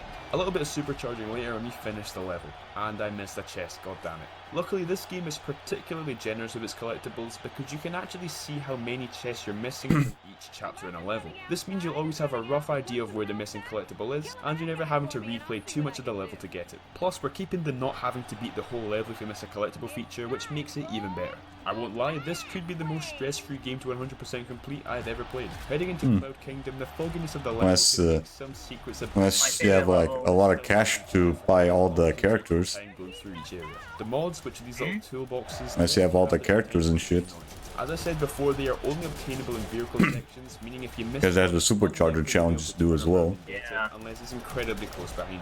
The only thing I'm missing from that is the I didn't realize this mod was sitting in the Yeah, I'm missing I was worried I'd have to Tropede and probably also Trigger Happy as well. same spot and was able to grab it. Oh, and Pop Fizz too. I realized that the mods aren't specifically locked to a single section in a single level. A mod that was in the last level can still be one that you get in the next level, and if you replay a mission you've already done, then new mods will be there for you to collect. So if you miss a mod, really don't worry about it because it will pop up someplace else later. Speaking of vehicle sections, I died against this storm. Fuck is going out Spider Splasher there, god damn. I didn't mention it at the start, but there isn't any no deaths goal in sight either, so things like this don't matter at all, which is pretty cool. No deaths to Lord Stratosphere though, mainly because the bosses in this game are pretty easy. Land of the Undead is a pretty underwhelming and easy level with an easy boss. Not much more to say about it really. The only interesting thing about this level comes after it, that being Pandergast. That's right, ladies and gentlemen, we have unlocked the racing. 126 stars, all in the racing mode. Well, the absolute agony and pain that I know I'll be subjected to soon can sizzle in the back of my mind for the rest of the playthrough. Great. Next up is Battle Brawl. This level really is an interesting the angels. Careful. It only has 2 chests and 1 star. This is one of the 3 levels in this game that don't have vehicle missions. Well, one of them technically is in a vehicle, but it still only has 1 star.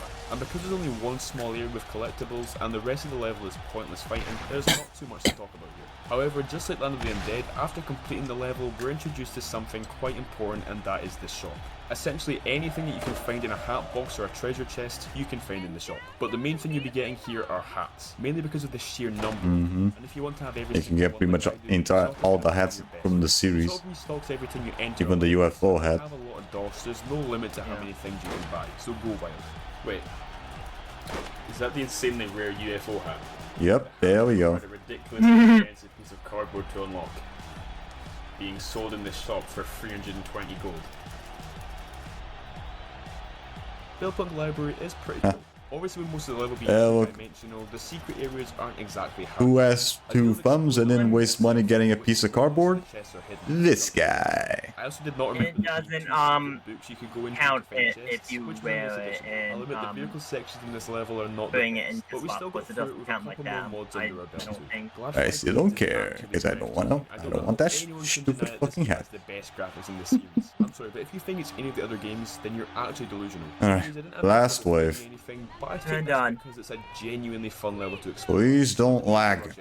Clock's HQ is another banger of a level with great secrets. Damn, this game is actually hitting the spot right now. The trickiest thing to find in this level is easily the Skystones NPC. Oh yeah, I should probably talk about the Skystones. Yes, Skystones. They're back? Right, yeah. Skystones Overdrive. You can find just like Giants do. You can find them just like every other collectible, in chests, in the shop, and so on. But just like Giants, there's an NPC in each level that you can play Skystones with. And these NPCs give you one specific Skystone that only they There we go. reward you with. Very good. Maybe if it's an NFT, then them over and maybe. over again like I did there in Junkyard Isles. Those were Maybe good I'll get times. one, but this means if you miss other than that, you no. will be Yeah, Skystones most likely. down. And this could potentially be frustrating if you don't remember which level you didn't play Skystones. No, nothing good. I know Alright. what one is Try and grab Count Moneyboy. We are finally fucking done. The boss fight against Clock, which I would rather not go into detail on. After this level, Glumshanks tells us about the Wishing Well in the hub world. This Wishing Well is another way of getting random collectibles.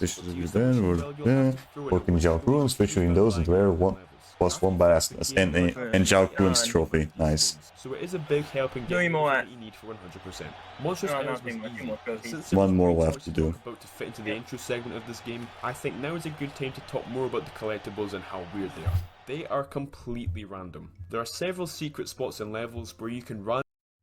Alright, fucking finally.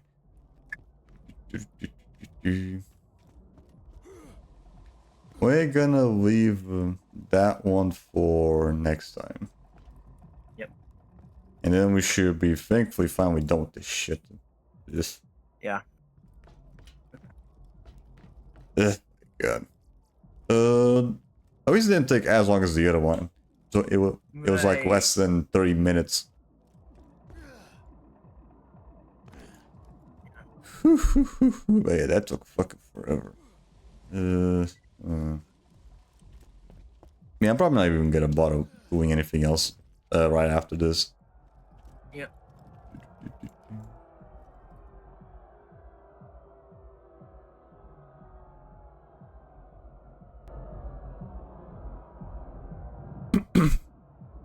Oh my god.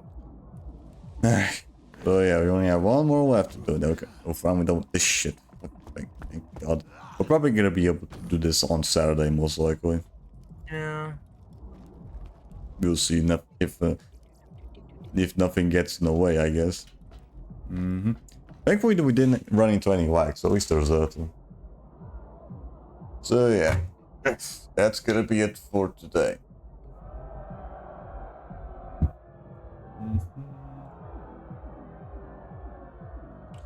Right. Off. There you go. That. Off. Off. Here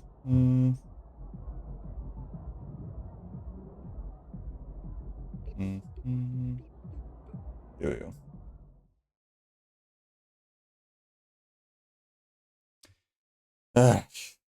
Finally. I'm probably gonna stay at this level. Yeah, I don't want to risk leveling up a bit more and then making the enemies harder to deal with. That's not that, and I'm also already doing good enough damage against these fuckers, not constantly dying like before. So yeah, only more and more of these things left to do, and hopefully it shouldn't be as bad. We'll see. We'll see about that. Yeah, we'll save that for another time.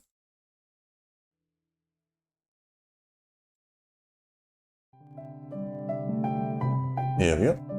Much better. So yeah, that's gonna be it for Borderlands today. At least this one didn't take as long as the previous one. The only reason the other one took longer was because I wasn't really helping that much compared to before, and also the arena was way larger, so we had to traverse more to fucking shoot everyone. But yeah, at least that's 2 down. 1 more left to do, then we don't have to worry about the other challenges anymore for the PS3 version. As again the PS3 version, because we might end up doing the PS4 version at some point in the future. I don't know, we'll see. We'll see about that. I have the patience for it.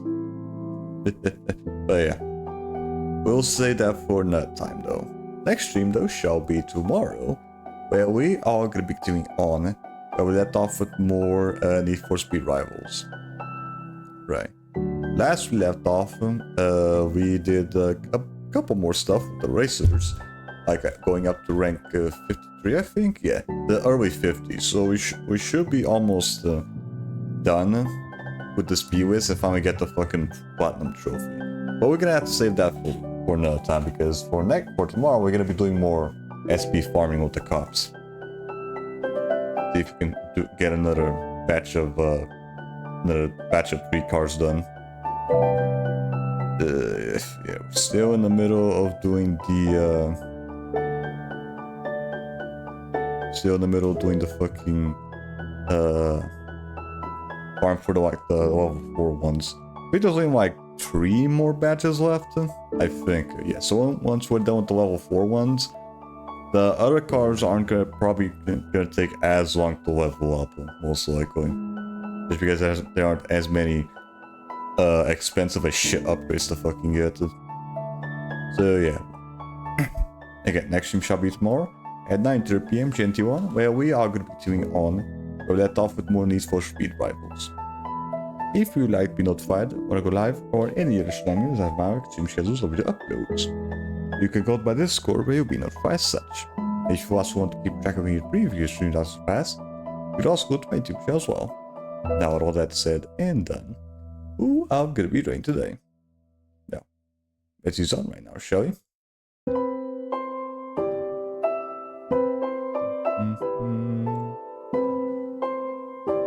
Let's see. What about you?